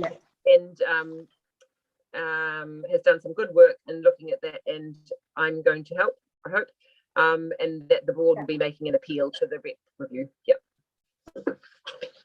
Yeah. Well, thank you. Sorry, I didn't put in a written report. I just lost track of time. And just been busy in the last few weeks, obviously, with the COVID community response, but also just continuing with my council capacity, council meetings, strategy and finance, policy and regulatory infrastructure. I also attending the Raglan Holiday Park board meeting, the joint management agreement with Waikato Tainui. We just had a meeting last week. Obviously attending the Raglan Business Chamber. We had a Zoom hui, was it yesterday? Just to look at how supporting our businesses through the time that they're going through. So looking at a strategy of what that might look like. Obviously attending the Papahua Shared Footpath, the harbour study as part of the wharf project, and Gabriel and I met with Anisha online about our civil defence, as we mentioned before. We had our funding workshop yesterday, which you can view online anyway, and most of the workshops that we have you can view anyway. Our district-wide halls, and we looked at our Easter trading policy and our gambling policy, and there was a presentation last week in council of a portal called Here to Help, which looks really good, and I'll send out information to everyone because the people who coordinate that would like to hear from organisations within our community and share what they do, and would that be an opportunity for us, particularly in times like these when we're responding to emergency needs. I also was really lucky, I don't know if it was last week or the week before, was on a panel for vaccine hesitancy for LGNZ, just because of we were already in action in Raglan responding to COVID-19, so that was really interesting. And before we went into lockdown, I was part of a panel called Taurikura, which is an initiative that's come out of Waikato around how we promote and support Māori to participate in local government and around local body elections and moving into the elections next year. So that was really great to be part of that. And also just Raglan Radio and so my usual slots. But just wanted to say over the last few weeks, particularly with the COVID response stuff, how great the community has been in coming out and supporting that. And, you know, just want a really big acknowledgement to Raglan Area School and how, you know, the leadership there really stepped up in the first week from day one when we found out the first COVID case here. And providing the community with that opportunity to do vaccinations and support our community, and of course then doing the testing out there. So that's it from me, really. So kia ora. Kia ora, thank you so much, Lisa, for all the work you've been doing and for the great leadership you've been showing and bringing your awesome manner and spirit to it all. Appreciate all the hard work. Hope you get a holiday soon. Thank you for that. And now we have page 117, board members report. This is from Dennis on the wharf, and I take it as read. Dennis, do you have anything else you want to add to your report, or are there any questions from the board? Nothing to add. Thank you very much. Oh, the only thing that we didn't do, which I skipped, sorry. Tony Euston, would you like to do a verbal Raglan Naturally update? Yep. Reason why it's verbal is not much we're working through getting our coordinators appointed, and I'm pleased to announce that Gabrielle, after a hard appointment process, has been successfully appointed to the community coordinator for Raglan Naturally. And we're now working through appointing a Hapori coordinator focused on iwi and hapu. So congratulations, Gabrielle, for successfully being appointed coordinator. Thank you so much, Tony. Yep, thanks for that update. And really exciting that there is that other appointment happening. Well, Lisa, did you want to say something? You got your hand up. Oh yeah, I forgot to mention now that Tony popped up and talked about Raglan Naturally, just wanted to say thanks to Raglan Naturally for supporting so quickly when we got some funding for the vaccination day. So that was really awesome. So really good community response. Yeah, good point. Okay, I think that Matt, that's it, isn't it? Covered everything? Yeah, correct. Not the 7:45 finish that we were hoping for.